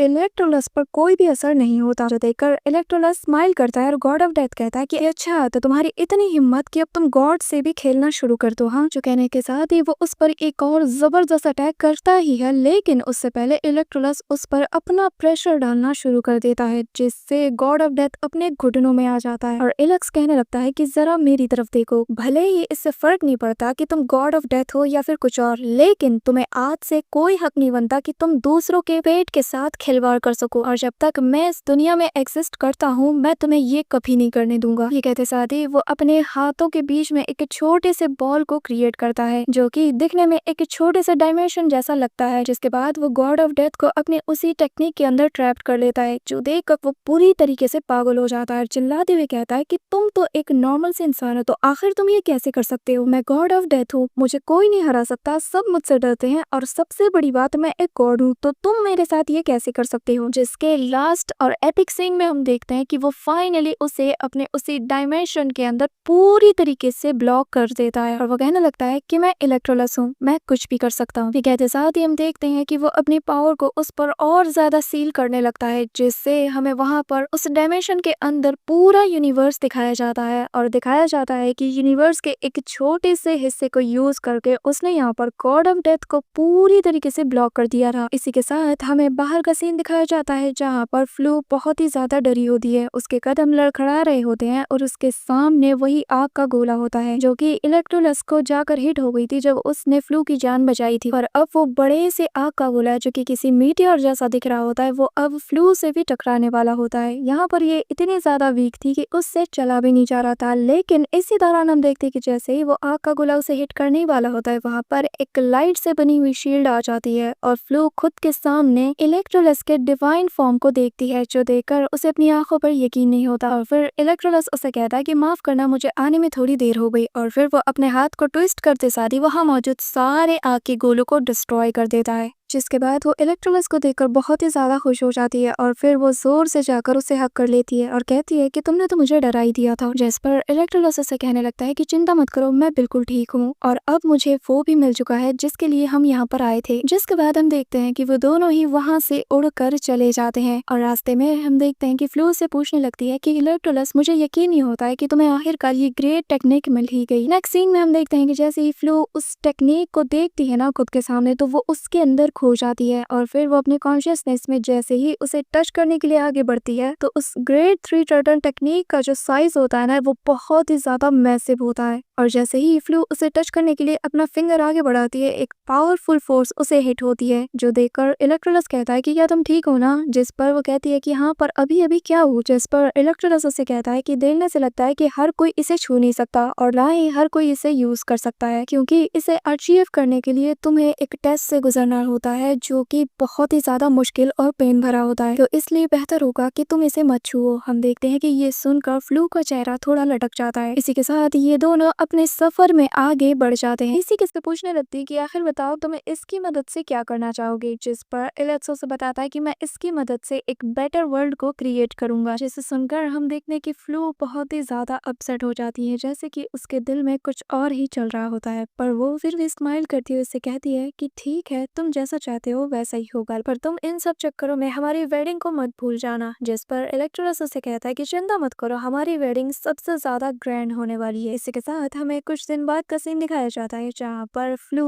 उस होली चर्च में आकर प्रेयर करने लगती है। इसी दौरान उसका फादर वहाँ पर आकर कहने लगता है कि मुझे तुम दोनों की मैरिज का बहुत ही बेसब्री से इंतजार है, क्योंकि इसके बाद मैं मेरे अपने थ्रोन को एलेक्स के हवाले कर दूंगा। जो सुनकर हम देखते हैं कि फ्लू अचानक से बहुत ही ज्यादा परेशान हो जाती है और वो अपने फादर से कहती है कि क्या आपने मुझसे प्रॉमिस नहीं किया था कि आप फ्यूचर में आगे चलकर मुझे अपनी कंट्री का सारा दारोमदार मेरे हाथों में छोड़ देंगे, तो आखिर आपके वादे का क्या हुआ है। जिस पर उसका फादर कहता है कि जब मैंने तुमसे ये प्रॉमिस किया था तब मुझे पता नहीं था कि एलेक्स इतना ज्यादा अच्छा इंसान होगा और वो इतना ज्यादा केपेबल होगा कि वो हम सभी को सरपास कर देगा। हमारी कंट्री को एक ऐसे ही राजा की जरूरत है। हम देखते हैं कि ये बात यहाँ पर फ्लू को बिल्कुल भी पसंद नहीं आती। इसी के साथ उसका फादर से आगे समझाते हुए कहता है कि मैं चाहता हूँ कि तुम इस काम में एलेक्स का पूरा पूरा साथ दो। जिस पर वो अपने फादर से कहते हैं कि फादर, पर ये गलत है, आपने मुझसे वादा किया था और मेरा बचपन से यही ड्रीम रहा है कि मैं एक दिन हमारी कंट्री को लीड करूंगी। जिस पर उसका फादर कहता है कि हाँ हाँ मैं समझ गया, पर मैंने जो अरेंजमेंट्स पहले से ही कर दी है उस पर तुम सवाल नहीं उठा सकती। हम देखते हैं कि उसके फादर का ये रवैया फ्लू को बिल्कुल भी पसंद नहीं आता। इसी के साथ हमें दिखाया जाता है कि फाइनली वो दिन भी आ जाता है जिस दिन इलेक्ट्रोलस और फ्लू की वेडिंग होने वाली थी, जहाँ पर अपना इलेक्ट्रोलस सूट बूट में बिल्कुल बन ठन के वहाँ पर आ जाता है और उसे जाता हुआ देखकर उसके कंट्री के बहुत से लोग उसे कुछ गिफ्ट्स भी देते हैं, साथ ही उसे बहुत सी ब्लेसिंग्स भी देते हैं। जिस पर इलेक्ट्रोलस सभी से कहने लगता है कि आप सभी के इतना ज्यादा प्यार के लिए बहुत बहुत शुक्रिया। ये कहते साथ ही वो वेन्यू पर पहुंचने लगता है कि तभी पीछे से इसके मदर एंड फादर कहते हैं कि इलेक्ट्रोलस, हमने तुम्हारी इस ग्रैंड वेडिंग के लिए तुम दोनों के लिए एक बहुत ही अच्छा गिफ्ट को प्रिपेयर किया है। जिसके बाद हमें दिखाया जाता है कि असल में वो गिफ्ट ये होता है कि उसके फादर और मदर ने ये डिसाइड किया होता है कि आज से वो लोग अपनी कंट्री का सारा दारोमदार अपने बेटे इलेक्ट्रोलस के हाथों में सौंपेंगे। जिसके साथ ही उसका फादर उसे क्राउन पहनाते हुए कहता है, यहाँ मौजूद सभी लोग आज इस बात के गवाह हैं कि तुम अब से इस कंट्री के नए किंग हो और आज से ये थ्रोन तुम्हारा हुआ। हम देखते हैं कि उसके क्राउन सेरेमनी के साथ ही वहाँ मौजूद सभी लोग बहुत ही ज्यादा खुश हो जाते हैं और उसके फादर कहता है कि अब हमारे न्यू किंग के वेडिंग सेरेमनी को स्टार्ट किया जाए। इसी दौरान हमें एलेक्स के दोनों मास्टर्स को दिखाया जाता है, जहाँ पर उनमें से एक रोता है, जिसे देखकर दूसरा कहता है कि आखिर तुम रो क्यों रहे हो। जिस पर वो बताता है कि हमारा छोटा सा नन्हा सा योर हाइनेस अब इतने ज्यादा बड़े हो गए हैं कि आज उनकी वेडिंग है। इसी दौरान हम प्रिंसेस फ्लू के गार्ड को देखते हैं, जहाँ पर वो कहती है कि आखिर योर हाइनेस अभी तक क्यों नहीं आई, उन्होंने तो उम्मीद से ही कहीं ज्यादा वक्त लगा दिया। हम देखते हैं कि यहाँ पर इलेक्ट्रोलस के साथ बाकी सभी भी वहाँ पर उसी का इंतजार करते हैं। यहाँ पर उसका फादर और इलेक्ट्रोलस के मदर एंड फादर भी बहुत ही ज्यादा परेशान हो जाते हैं। लेकिन इसके अगले पल हम देखते हैं कि वहाँ पर प्रिंसेस फ्लू भी आ जाती है, जहाँ पर उसे अपनी तरफ आता हुआ देखकर इलेक्ट्रोलस अपना हाथ बढ़ाता है। यहाँ पर हमें दिखाया जाता है कि प्रिंसेस फ्लोर बहुत ही ज्यादा ब्यूटीफुल लग रही होती है। इसी दौरान वो उससे कहने लगती है कि माफ करना, मैंने तुमसे वेट कराया। और फिर कुछ देर बाद का सीन दिखाया जाता है, जहाँ पर होली चर्च का पोप इन दोनों को finally as a husband wife declare करता है और जो ब्लडी ओथ इन दोनों ने बचपन में लिया था वो फाइनली आज जाकर कंप्लीट हो जाता है। अपने बचपन में लिए गए वही सारे बातें वो लोग दोबारा से रिपीट कर रहे होते हैं और हम देखते हैं कि चारों तरफ सभी लोग बहुत ही ज्यादा इमोशनल हो जाते हैं। जिसके बाद हम इलेक्ट्रोलस को देखते हैं, जो कि फ्लोर से कहने लगता है कि मैं तुमसे वादा करता हूँ कि मैं तुम्हें हमेशा खुश रखूंगी। जिसके बाद वो उसे हक करने लगता है। इसी दौरान फ्लोर उससे कहने लगती है कि एक बात बताओ कि सिर्फ मौत ही हमें जुदा कर सकती है, इसका मतलब क्या है। जिस पर इलेक्ट्रोलस उसे बताने लगता है कि हाँ मैं जानता हूँ, इसका मतलब ये है कि सिर्फ मौत ही हमें एक दूसरे से अलग कर सकती है। जिस पर वो कहने लगती है कि हाँ सिर्फ मौत ही हमें अलग कर सकती है। ठीक है, तो साथ ही हम नेक्स्ट सीन में देखते हैं कि फ्लोर ने अचानक से इलेक्ट्रोलस के पेट में अपने डैगर को घुसा दिया था, जिससे वहाँ मौजूद सभी लोग बुरी तरीके से शॉक्ड हो जाता है। इवन कि इलेक्ट्रोलस को कुछ भी समझ नहीं आ रहा था कि अभी जिससे उसकी शादी हुई, जो उसकी वाइफ है, उसने उस पर अटैक किया। पर हम देखते हैं कि जब इलेक्ट्रोलस फ्लोर की तरफ देखने लगता है तो उसकी आंखों में बहुत ही ज्यादा किलिंग इंटेंट नजर आता है। जो भोली वाली सीधी सादी और मासूम फ्लोर उसे अपने सामने अब तक नजर आती थी, अचानक से वो किसी कातिल की तरह से दिखने लगती है। जिसके बाद हम देखते हैं कि जैसे इलेक्ट्रोलस का ब्लड का एक कतरा जमीन पर गिरता है, अचानक से वहां पर एक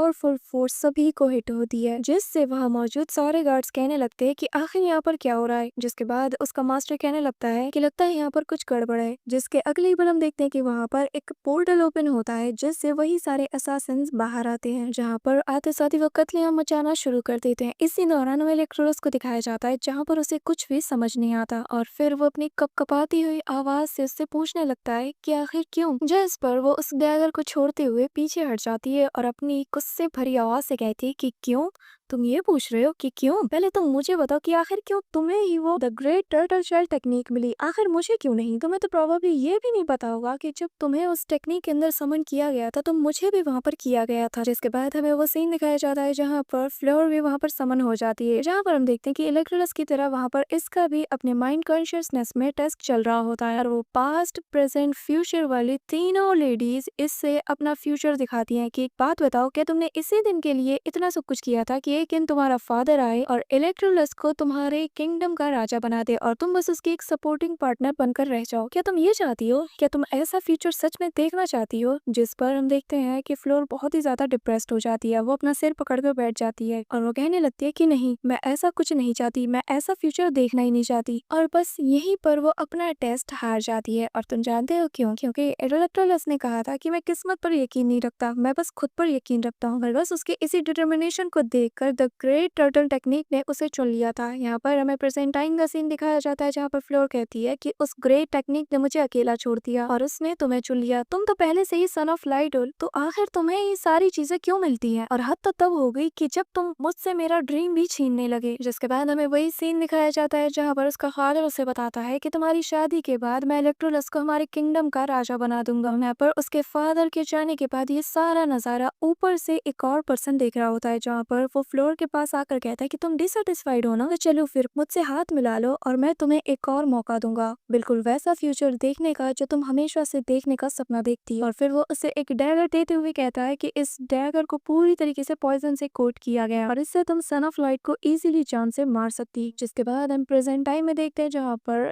फ्लोर फिर से उस डैगर को उसके अंदर जोर से प्रेस करते हुए कहती है कि काश इलेक्ट्रोलस तुम इस दुनिया में एग्जिस्ट ही नहीं करते। और फिर वो उस डैगर को उसके अंदर से निकाल देती है, जिससे इलेक्ट्रोलस दूर जाकर गिरता है। इसी के साथ उसकी आंखें बंद हो जाती है और हमें एक नरेटर वॉइस बताती है कि वो दिन ये लाइक केसी की लाइफ का सबसे बुरा दिन था। इसी दौरान वहाँ पर केशी भी आ जाता है, जो कि कहता है कि लगता है हमारा प्लान बहुत ही अच्छे से एग्जीक्यूट किया गया है। जिसके बाद वो इलेक्ट्रोलस को उठाता है और कहता है कि मैं तुम्हें बहुत ही अच्छी जगह पर पहुंचाने वाला हूँ। इसी दौरान एक थंडर लाइट आकर उसे हिट हो जाती है, जिसके बाद वो नरेटर वॉइस कहती है कि जिस खंजर से आज इलेक्ट्रोलस को अटैक किया गया था ना, उसका दर्द बहुत ही ज्यादा था, क्योंकि उसमें जो पॉइजन लगा था वो इलेक्ट्रोलस की बॉडी को अंदर से ही खा रही होती है। लेकिन ये दर्द उस दर्द के आगे कुछ भी नहीं है जो उसे उसके प्यार ने दिया था। इलेक्ट्रोलस इस हद तक लाचार होता है कि वो कुछ भी नहीं कर पाता। उसके मदर एंड फादर आकर उसके लिए फाइट करते हैं और फिर उसकी आंखों के सामने उसकी मदर की जान चली जाती है, जिससे इलेक्ट्रोलस बुरी तरीके से टूट जाता है। जिसके बाद फ्लोर अपना ईगल साइड दिखाने लगती है और पूरे पंगू के लोगों को जान से मारना शुरू कर देती है। हमें दिखाया जाता है कि उसके दोनों मास्टर उसे वहां से सेफली ले जाने की कोशिश करते हैं, जिसके बाद वो दोनों उसे एक जगह पर लिटा देते हैं और कहते हैं कि यहाँ पर आराम करो, तुम्हें यहाँ पर कोई ना कोई लेने जरूर आ जाएगा। लेकिन हमें वो नरेटर वॉइस बताती है कि इलेक्ट्रोलस की लाइफ की वो काली मनहूस रात ने सब कुछ बदल दिया। उसके मदर फादर, उसके दोस्त, उसके गार्ड्स, यहाँ तक कि उसके किंगडम के सारे लोगों को जान से मार दिया गया। वहाँ पर कोई भी सरवाइव नहीं कर पाया सिवाय इलेक्ट्रोलस के। जिसके बाद हम देखते हैं कि वही बच्चा इलेक्ट्रोलस के सामने आकर कहता है कि क्या आप ठीक हो, और फिर वो अपने साथ कुछ और लोगों को भी लाता है और वो लोग उसे ले जाते हुए कहते हैं कि चिंता मत कीजिए, हमें हमेशा से ही सन ऑफ लाइट पर बिलीव रहेगा। जिसके बाद वो सभी लोग मिलकर इलेक्ट्रोलस को होली चर्च के पास ले जाते हैं और भाई जैसे ही दरवाजा खुलता है इलेक्ट्रोलस के होश उड़ जाते हैं, जहाँ पर हमें दिखाया जाता है कि होली चर्च का रॉयल पोप भी इन सभी के साथ मिला था और ये बंदा शुरू से ही हर काम में इन्वॉल्व था। जिसके बाद वो कहने लगता है कि इलेक्ट्रोलस तुम्हारी मौत के साथ ही हमारा ग्रेट रिचुअल शुरू होगा, जहाँ पर पोप के दोनों साइड पे केशी और फ्लोर दोनों मौजूद थे। जिसके नेक्स्ट सीन में हम देखते हैं कि वो छोटा बच्चा इलेक्ट्रोलस पर पीछे से वार करता है और पोप के नारे लगाने लगता है। जिसके बाद केशी भी आकर उस पर अटैक करता है और वो भी उसका नारा लगाता है। एक एक करके सभी लोग उसके पेट पर अपने वेपन से वार करते हुए पोप के नारे लगाते हैं और फिर फ्लोर भी आती है और वो भी वही चीज रिपीट करती है। यार कहाँ कमी रह गई थी। यहाँ पर हम देखते हैं कि इलेक्ट्रोलस की हालत बहुत ही ज्यादा खराब हो जाती है। वो जमीन पर अनकॉन्शियस होकर गिरा होता है। इसी दौरान हमें नेक्स्ट सीन में सन मून स्नेल को दिखाया जाता है, जहाँ पर वो इलेक्ट्रोलस को फील करता है और कहता है कि वो जरूर किसी खतरे में है और फिर वो आगे कहने लगता है कि अच्छा तो हमारा एंड ऐसे होगा क्या। इसी के साथ हमें नेक्स्ट सीन में दिखाया जाता है जहाँ पर इलेक्ट्रोलस कोई फॉर्मेशन बार बार क्रिएट करने की कोशिश करता है, जो देखकर गॉड ऑफ डेथ उससे कहने लगता है कि इलेक्स अब बस भी करो, तुमने हजारों टाइम ये चीज रिपीट किया है लेकिन तुम एक भी बार कामयाब नहीं हुए हो। यहाँ पर सन मून स्नेल ने अपनी पूरी पावर लगाकर तुम्हारा एक डुप्लीकेट क्रिएट किया ताकि वो पोप की नजर से तुम्हें बचा सके, क्योंकि वो तुम्हें इस हालत में कभी भी नहीं देख सकता। और तुम जो कर रहे हो ये कभी भी पॉसिबल नहीं, क्योंकि जो एक बार मारा जाता है वो कभी भी वापस जिंदा नहीं हो सकता और ये क्रिएटर का ही एक रूल है। यहाँ पर हम देखते हैं कि इलेक्ट्रोलस फिर भी हार नहीं मानता और वो एक के बाद एक फॉर्मेशन बनाने की कोशिश करता है, जिसके बाद फाइनली वो अपने फादर और अपने फैमिली के बाकी के मेंबर्स को वहां पर क्रिएट कर लेता है। लेकिन जैसे ही वो उनमें जान डालने की कोशिश करता है, अचानक से वो पूरा फॉर्मेशन ब्रेक हो जाता है, जो देखकर गॉड ऑफ डेथ कहने लगता है कि देखा मैंने तुमसे कहा था, यहाँ तक कि मेरे पावर्स भी किसी काम के नहीं। जिस पर इलेक्ट्रोलस गुस्से के साथ कहता है कि अपनी बकवास बंद करो, क्योंकि जितने भी इनोसेंट जान आज यहाँ पर मेरी वजह से गई है मैं उन सभी को फील कर सकता हूँ। मैं कुछ भी करके उन्हें हर हाल में आज यहाँ पर वापस जरूर लाऊंगा। जिसके बाद इलेक्ट्रोलस एक के बाद एक लगातार फॉर्मेशन में फॉर्मेशन बनाता रहता है। वो अपनी सारी एनर्जीज को यूज करता है लेकिन हर बार उसका रिजल्ट सेम ही होता है, जो देखकर गॉड ऑफ डेथ कहने लगता है कि मेरा टाइम वेस्ट करना बंद करो। ये कहते साथ ही वो वहां से जाने लगता है कि तभी हम देखते हैं कि वहां पर गॉडेस ऑफ लाइट उन दोनों के सामने आ जाती है। जिसके बाद वो उसके फादर की तरफ अपना हाथ आगे बढ़ाती है, कहती है कि मैं जो अब ये करने वाली हूँ ये मेरी लिमिट है। और फिर नेक्स्ट सीन में हम देखते हैं कि वो उसके फादर को जिंदा कर देती है। अपने फादर को जिंदा देखकर इलेक्टर से रहा नहीं जाता और वो दौड़ते हुए जाकर उन्हें हक कर लेता है और रोते हुए उनसे माफी मांगता है और फिर उसके आगे रोते हुए कहता है कि प्लीज फादर मुझे माफ कर दीजिए, हम मेरी मदर के लिए, हमारी पूरी कंट्री के उन लोगों के लिए जिनकी जान बेवजह चली गई, ये सब कुछ जो भी हुआ वो सब मेरी गलती है। जिस पर उसका फादर कहता है कि मेरे बच्चे इसमें तुम्हारी कोई गलती नहीं, गलती अगर किसी की है तो वो मेरी है, अगर मैंने तुम्हें उस टाइम फोर्स नहीं किया होता।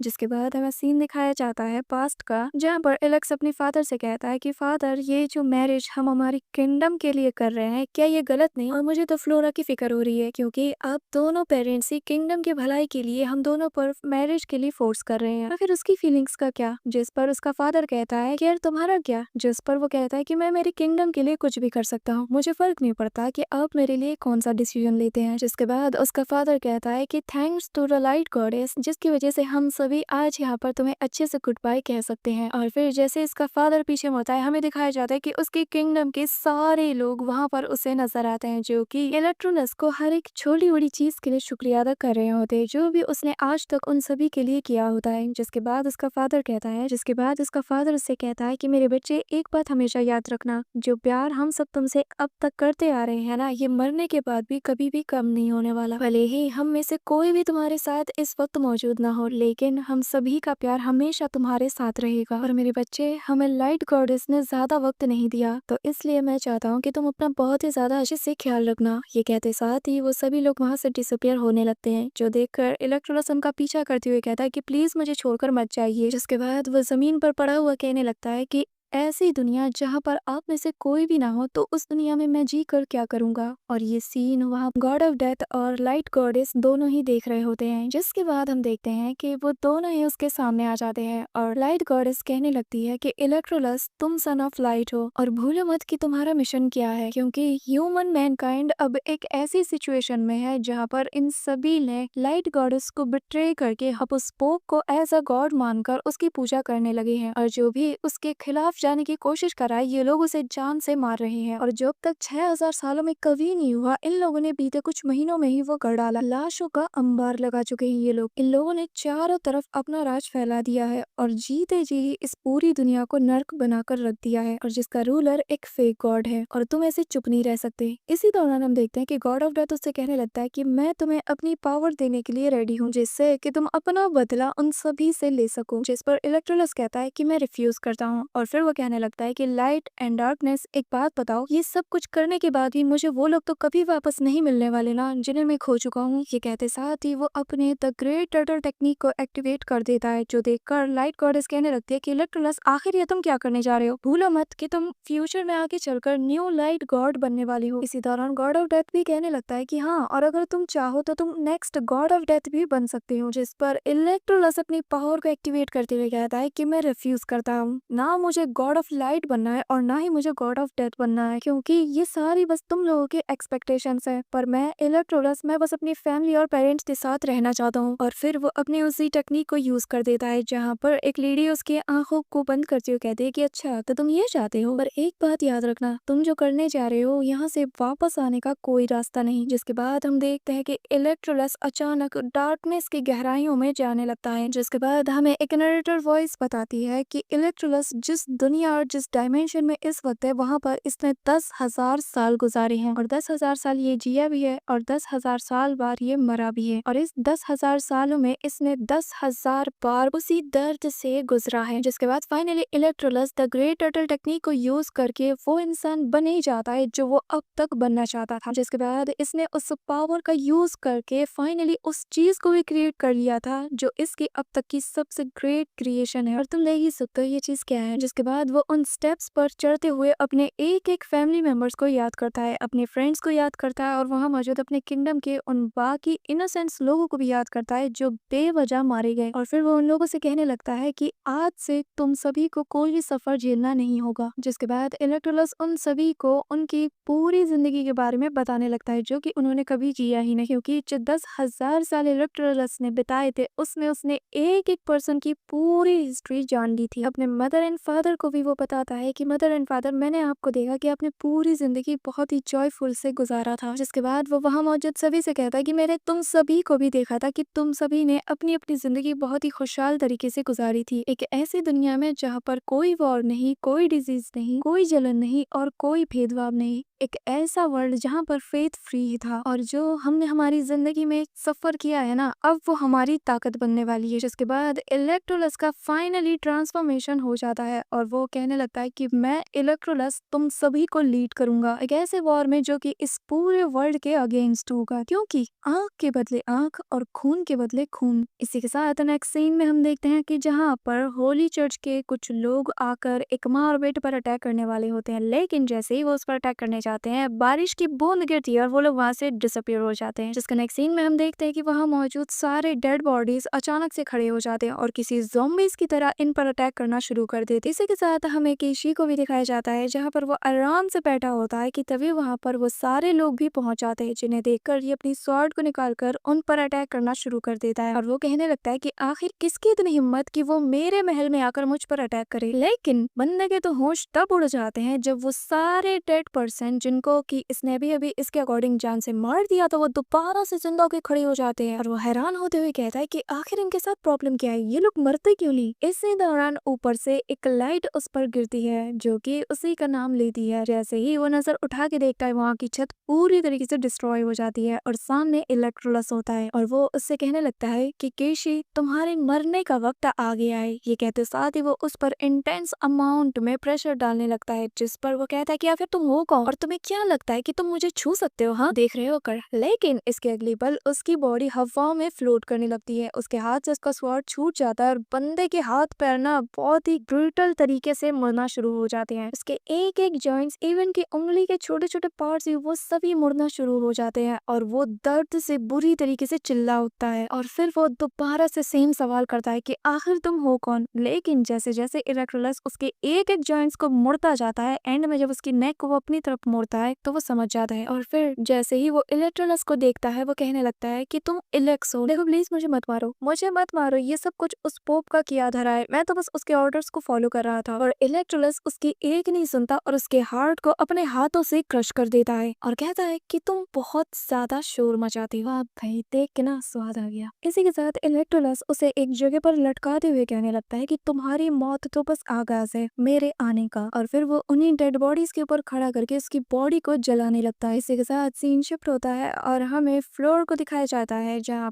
पर वो किंगडम शिया की क्वीन बन चुकी है। इसी दौरान हम देखते हैं कि वो उस ड्रैगन की आई बॉल निकाल लेती है, जो शायद जरूर इसके अगेंस्ट गया होगा इलेक्ट्रोलस के लिए। और जो बात इसे बिल्कुल पसंद नहीं आती तो वो इसे जान से मार देती है, वो भी इतने बुरी तरीके से तड़पा तड़पा कर। जिसके बाद उसके दो गार्ड्स आकर कहने लगते हैं कि पूरी जनता आपके लिए वेट कर रही है। जिसके बाद वो वहां पर जाती है, जहाँ पर हम देखते हैं कि लोग डर के मारे इसकी जय जयकार कर रहे होते हैं, जहाँ पर वो लोगों को दिखाने के लिए दोबारा से अपनी क्राउन सेरेमनी भी करती है। और फिर वो अपने किंगडम के लोगों से कहती है कि मेरे प्यारे किंगडम के लोगों, मैं आज से तुम्हारी क्वीन हूँ और आज से तुम लोगों की जिंदगी पूरी तरीके से बदलने वाली है। जिसके बाद वो अपने गुनगान गाना शुरू कर देती है और फिर एंड में कहती है कि मैं अपने मरते दम तक तुम सभी के लिए लॉयल रहूंगी। जिसे सुनकर वहाँ मौजूद सभी लोग उसकी दोबारा से जय जयकार कर रहे होते हैं। इसी दौरान फ्लोर बहुत ही ज्यादा खुश नजर आती है, वो वहाँ पर हाथ फैलाए उन सभी की आवाजों को सुनती है कि तभी एक आवाज कहती है लायर, और एक जोरदार चमाट उसके गाल पे पड़ता है। बंदी का क्राउन तक गिर जाता है और उस थप्पड़ के प्रेशर से वो सीधा उसी ड्रैगन के सिर से जा टकराती है और एक स्वॉर्ड आकर उसकी बॉडी के आर पार हो जाता है। जिसके बाद उसके सामने इलेक्ट्रोलस आता है, जिसे देखकर वो कहती है कि तुम जिंदा हो। हाँ, मानना पड़ेगा कि तुम सच में एक इनक्रेडिबल पर्सन हो, और बस क्योंकि तुम एक इनक्रेडिबल पर्सन हो इसीलिए मुझे अगर अतीत में बार बार वापस जाने का मौका मिले ना तो मैं फिर भी तुम्हें जान से ही मार डालूंगी, क्योंकि वो मैं थी जिसने तुम्हारी बचपन में जान बचाई और जिसके बाद तुम अब तक जिंदा हो और तुमने ये सब कुछ हासिल किया। मेरी गलती क्या थी? हाँ, मैंने तो वो सब कुछ किया जिससे कि मुझे एक बेहतरीन फ्यूचर मिल सके। जिस पर इलेक्ट्रोलस कोल्ड निगाहों से देखते हुए कहता है फ्यूचर। और फिर हम देखते हैं कि इलेक्ट्रोलस अपना हाथ ऊपर उठाता है और उसे वो सारे फ्यूचर्स दिखाने लगता है जो कि उसके साथ होने वाले थे। जहाँ पर हम देखते हैं कि फ्लोर उसी वेडिंग ड्रेस में होती है और वहाँ मौजूद सभी लोग उसे ब्लेसिंग्स दे रहे होते हैं। जिसके बाद उसे अपने बचपन के वही दो रूप दिखाई देते हैं जो कि उससे कहते हैं कि तुम्हारे पास तो ऑलरेडी सबसे बेस्ट फ्यूचर मौजूद है। हम देखते हैं कि यहाँ पर उसकी पूरी फैमिली भी मौजूद होती है जो कि उसके लिए चीयर कर रहे होते हैं। यहाँ पर हम ये भी देखते हैं कि कहीं ना कहीं इन सारी भावनाओं में वो पूरी तरीके से खो जाती है और फिर वो इलेक्ट्रोलस की तरफ देखती है जो कि उसकी तरफ ही अपना हाथ आगे बढ़ाता है। लेकिन जैसे ही वो अपना हाथ उसकी तरफ आगे बढ़ाती है, हमें प्रेजेंट टाइम दिखाया जाता है जहाँ पर इलेक्ट्रोलस के हाथ में उसका दिल होता है और वो उसे कहता है लेकिन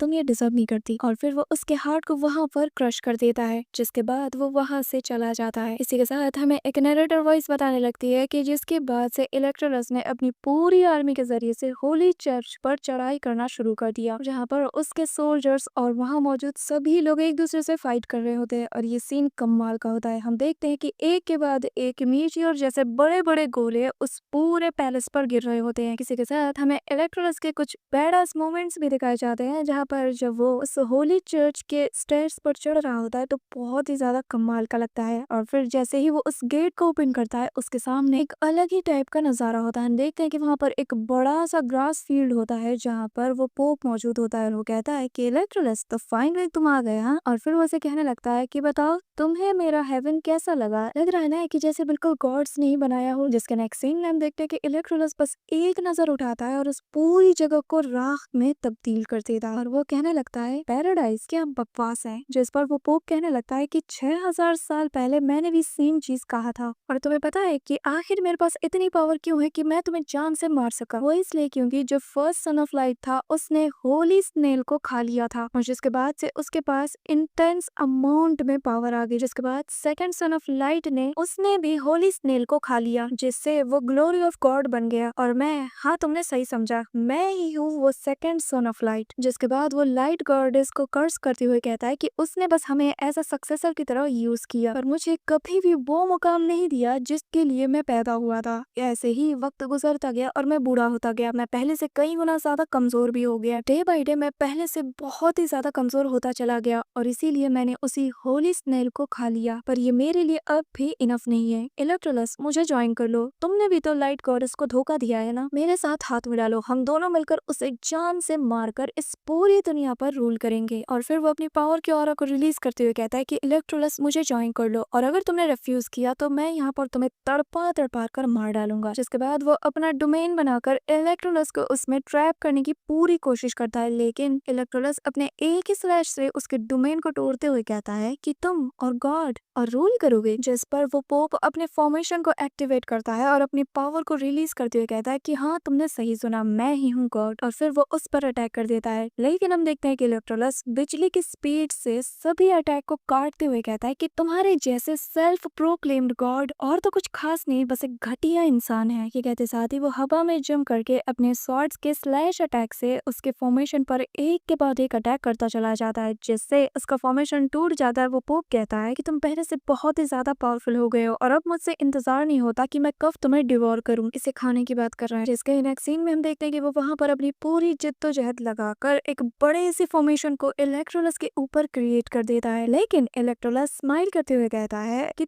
क्या तुम मुझे छू भी सकते हो, और फिर वो उसके पूरे फॉर्मेशन को तोड़ देता है। जिसके नेक्स्ट सीन में इलेक्ट्रोलस अपनी पावर को एक्टिवेट करता है, जो देखकर वो पोप भागने लगता है और इलेक्ट्रोलस पीछे से उस पर अटैक करता रहता है। लेकिन ये चूहे बिल्ली का खेल ज्यादा देर तक नहीं टिक पाता और हम देखते हैं कि इलेक्ट्रोलस फाइनली एक स्लैश अटैक कर देता है, जिससे वो पोप वहीं पर रुक जाता है और फिर वो भी अपनी फुल पावर को एक्टिवेट करता है और फिर वो अपने स्वॉर्ड को ऊपर करते हुए इटर्नल पावर नाम के अटैक को यूज करता है, जिससे वहां पर जमीन से बड़े बड़े स्टैचूज ऊपर आते हैं। जिसे देखकर इलेक्ट्रोलस कहता है कि ये वो हेल है जिसे कि तुमने बनाया है और जिसे तुमने उन मासूम और बेगुनाह लोगों के खून से बनाया है। जिस पर वो पोप कहता है कि इससे क्या फर्क पड़ता है कि आखिर ये हेल है या फिर हेवन, जब तक मैं इस वर्ल्ड पे रूल कर रहा हूँ इससे फर्क नहीं पड़ता कि ये क्या बन रही है। जिस पर इलेक्ट्रोलस कहता है कि तुम्हारे जैसे घटिया इंसान से और उम्मीद भी क्या की जा सकती है। जिस पर वो पोप उससे कहता है कि बस इंतजार करो, एक बार मैं बस तुम्हें डिवोर कर लूँ ना, फिर तुम इमॉर्टैलिटी वाली पावर को फील करोगे। ये कहते साथ ही हम देखते हैं कि वो एक बहुत ही क्रीपी और इविल टाइप के लुक में आ जाता है, जिसके बाद वो इलेक्ट्रोलस पर अटैक करने के लिए उसकी तरफ रश करता है। जिस पर इलेक्ट्रोलस कहता है कि मैंने कहा ना कि तुम बहुत ही ज्यादा कमजोर हो। ये कहते साथ ही वो उसके अटैक को रोक लेता है और कहता है कि अब जरा मुझे दिखाने दो कि गॉड लेवल पावर किसे कहते हैं। ये कहते साथ ही वो उस पर एक के बाद एक अटैक करता है। उन दोनों के बीच क्लोज कॉम्बैट चलती रहती है, साथ ही दोनों एक दूसरे से जुबानी जंग भी लड़ रहे होते हैं और फिर वो पोप पागलों की तरह इलेक्ट्रोलस पर एक के बाद एक लगातार अटैक्स करता रहता है। जिसके बाद फाइनली वो उसे पकड़कर उसे खाना शुरू कर देता है और कहता है कि बस देखना अगले ही पल मैं कितना ज्यादा पावरफुल बन जाता हूँ। लेकिन अगले ही पल हम देखते हैं कि इलेक्ट्रोलस कहता है मजा आया, जो सुनकर हम देखते हैं कि असल में वहां पर तो उसकी बॉडी का ये क्लोन होता है जिसे कि वो खुद ही खा रहा होता है। जिसके बाद उस पोप को बहुत ही ज्यादा गुस्सा आता है और वो इलेक्ट्रोलस की तरफ गुस्से के साथ बढ़ता है और जैसे ही वो उस पर अटैक करता है इलेक्ट्रोलस उसका हाथ पकड़ के उसके पेट पे अपने स्वॉर्ड से अटैक करते हुए कहता है कि तुम्हारे मरते साथ ही ये गेम भी ओवर हो जाएगा। लेकिन इसमें इतना दम होता है कि वो उसके स्वॉर्ड को पकड़ के कहता है कि तुम मुझे मारोगे, मैं तो ग्लोरी ऑफ गॉड हूँ, और फिर वो उसके स्वॉर्ड को तोड़ देता है, जो देखकर इलेक्ट्रोलस भी एक पल के लिए हैरान हो जाता है और फिर इलेक्ट्रोलस भी अपने असली रूप में आ जाता है और वो उसे उठा उठा के मार रहा होता है। हाथ घूसे चमाट कुछ भी नहीं छोड़ा था बंदे ने। और फिर उससे कहता है कि जब मुझे पता चला ना कि तुम एक बार सन ऑफ लाइट रह चुके हो तो ये बात मुझे चिड़चिड़ा बना रही है। जिसके बाद वो लगातार इस पर अटैक करता रहता है, जो देखकर वो वहां से भागने की कोशिश करता है, लेकिन बार बार इलेक्ट्रोलस उसके सामने आता है और फिर वो उससे कहता है कि मुझे डर है कि शायद डेथ भी तुम जैसे ट्रैश को एक्सेप्ट ना करे। जिसके बाद वो उसे मार मार कर जमीन पर दूर पटक देता है और फिर कहने लगता है कि हाँ तुमने सही सुना, तुम एक नंबर के ट्रैश हो। जिसके बाद वो उसके हेवन में एक बहुत बड़ा अटैक करता है, जिससे चारों तरफ धमाके होते हैं। इसी के साथ हम देखते हैं कि वो पोप डिवाइन रिमेन्स कर्स एनाइलेशन नाम के अटैक को यूज करता है, जिससे वो अपने ही लोगों की एनर्जीज को अब्सॉर्ब करता है और उन्हें यकीन दिलाता है कि बस मुझे अपनी पावर दे दो, मैं सब कुछ ठीक कर दूंगा। जिसके बाद वो उन सभी की पावर को अब्सॉर्ब करने लगता है और इलेक्ट्रोलस से कहता है कि देखो लोगों के अंधविश्वास का नतीजा, तुम बस इनकी छोटी सी परेशानी को दूर करो और ये तुम पर अंधविश्वास दिखाना शुरू कर देंगे। और फिर हम देखते हैं कि वो उन सभी की एनर्जीज को यूज करके वहां पर दो बड़े बड़े आग के गोले टाइप की चीजें बना लेता है। जिसके बाद वो उन दोनों पावर को मर्ज करते हुए कहता है कि मैं इन सभी के इनर फेथ से दुनिया को जिस भी एंगल में चाहे मोड़ सकता हूँ और आज तुम इस चीज का विटनेस करने वाले हो। यहाँ पर हम देखते हैं कि इलेक्ट्रोलस कुछ नहीं कहता और चुपचाप बस इस नजारे को देखता रहता है और अपने मन में सोचता है कि आखिर कोई अपनी सनक में इस हद तक अंधा कैसे हो सकता है। जिसके बाद फाइनली हम देखते हैं कि वो पोप एक बड़े से जॉइंट सन जैसी चीज को बना लेता है। वो उससे कहता है कि आखिर तुम सोच भी कैसे सकते हो कि तुम मेरे पावर का मैच कर पाओगे। और उसके इसी सीन को देखकर इलेक्ट्रोलस को अपनी फादर की कही गई एक बात याद आती है, जहाँ पर उसने कहा था कि मेरे बच्चे तुम यहाँ पर जो लोगों का प्यार देख रहे हो ना, जो ब्लेसिंग्स वो तुम्हें दे रहे हैं, तो मेरे बच्चे यही चीज ट्रू इटर्निटी है। और जिसे याद करते हम देखते हैं कि इलेक्ट्रोलस उससे कहने लगता है कि तुम्हारे जैसे घटिया इंसान को तो कब का मारा जाना चाहिए। जिसके बाद वो उस पोप के दोनों हाथों को बांध देता है, पैरों को भी, और अपने उन्हीं मरे हुए लोगों से उस पर अटैक करवाता है, जहाँ पर उसके मदर फादर, उसके फ्रेंड्स, उसके गार्ड्स, उसके मास्टर सभी लोग एक के बाद इवन की पूरी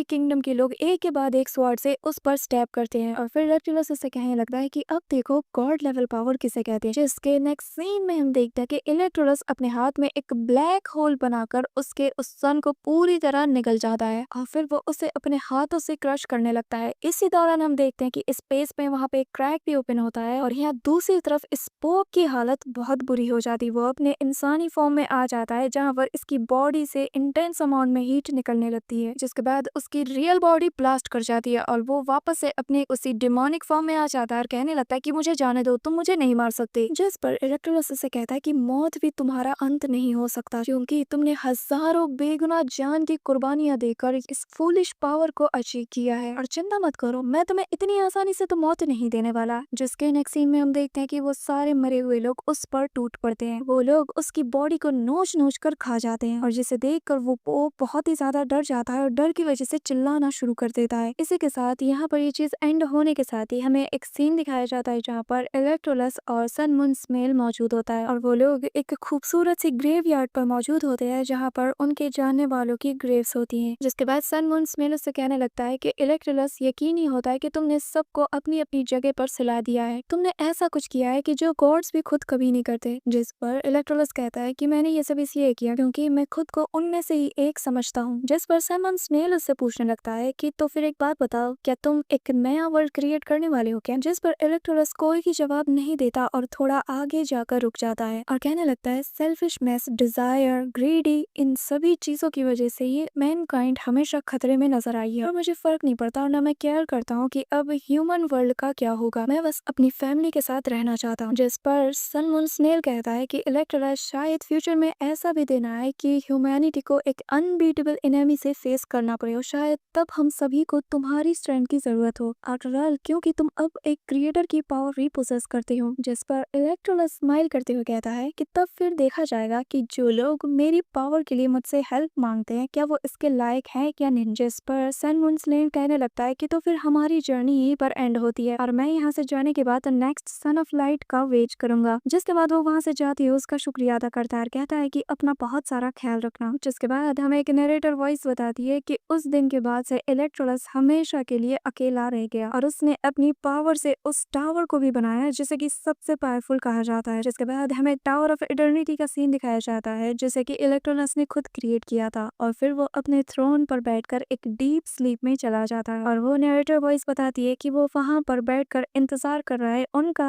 जो कि उसकी हेल्प के लिए उसके पास आने वाले हैं। इसी के साथ हमें लॉन्ग हाउशियन को दिखाया जाता है जहाँ पर वो हाउ यू के साथ होता है। इसी दौरान जैसे ही वो अपनी आंखें खोलता है वो टावर ऑफ इटर्निटी में होता है, उसके साथ वहाँ पर हाउ यू भी होता है। जिसके बाद हमें वो सीन भी दिखाया जाता है जहाँ पर सेयर हाउचन को अपनी बैग में लेकर उस टावर ऑफ इटर्निटी को पूरी तरीके से क्रॉस करके इलेक्ट्रोलस के पास आई थी और वहाँ पर इससे रिक्वेस्ट कर रही थी कि प्लीज मेरे हाउचन को ठीक कर दो और ये वही लोग हैं जिसका कि इलेक्ट्रोलस अब तक इंतजार कर रहा था। सो फाइनली हम समझ गए होंगे कि इलेक्ट्रोलस आखिर थ्रोन ऑफ सी से कैसे कनेक्टेड है। So that's it for today guys. I hope कि तुम लोग को ये वीडियो बहुत ही ज्यादा अच्छी लगी होगी। अगर हाँ तो वीडियो को लाइक करना, चैनल पे नए हो तो सब्सक्राइब करना। तो मिलते हैं नेक्स्ट वीडियो में, तब तक के लिए बाय।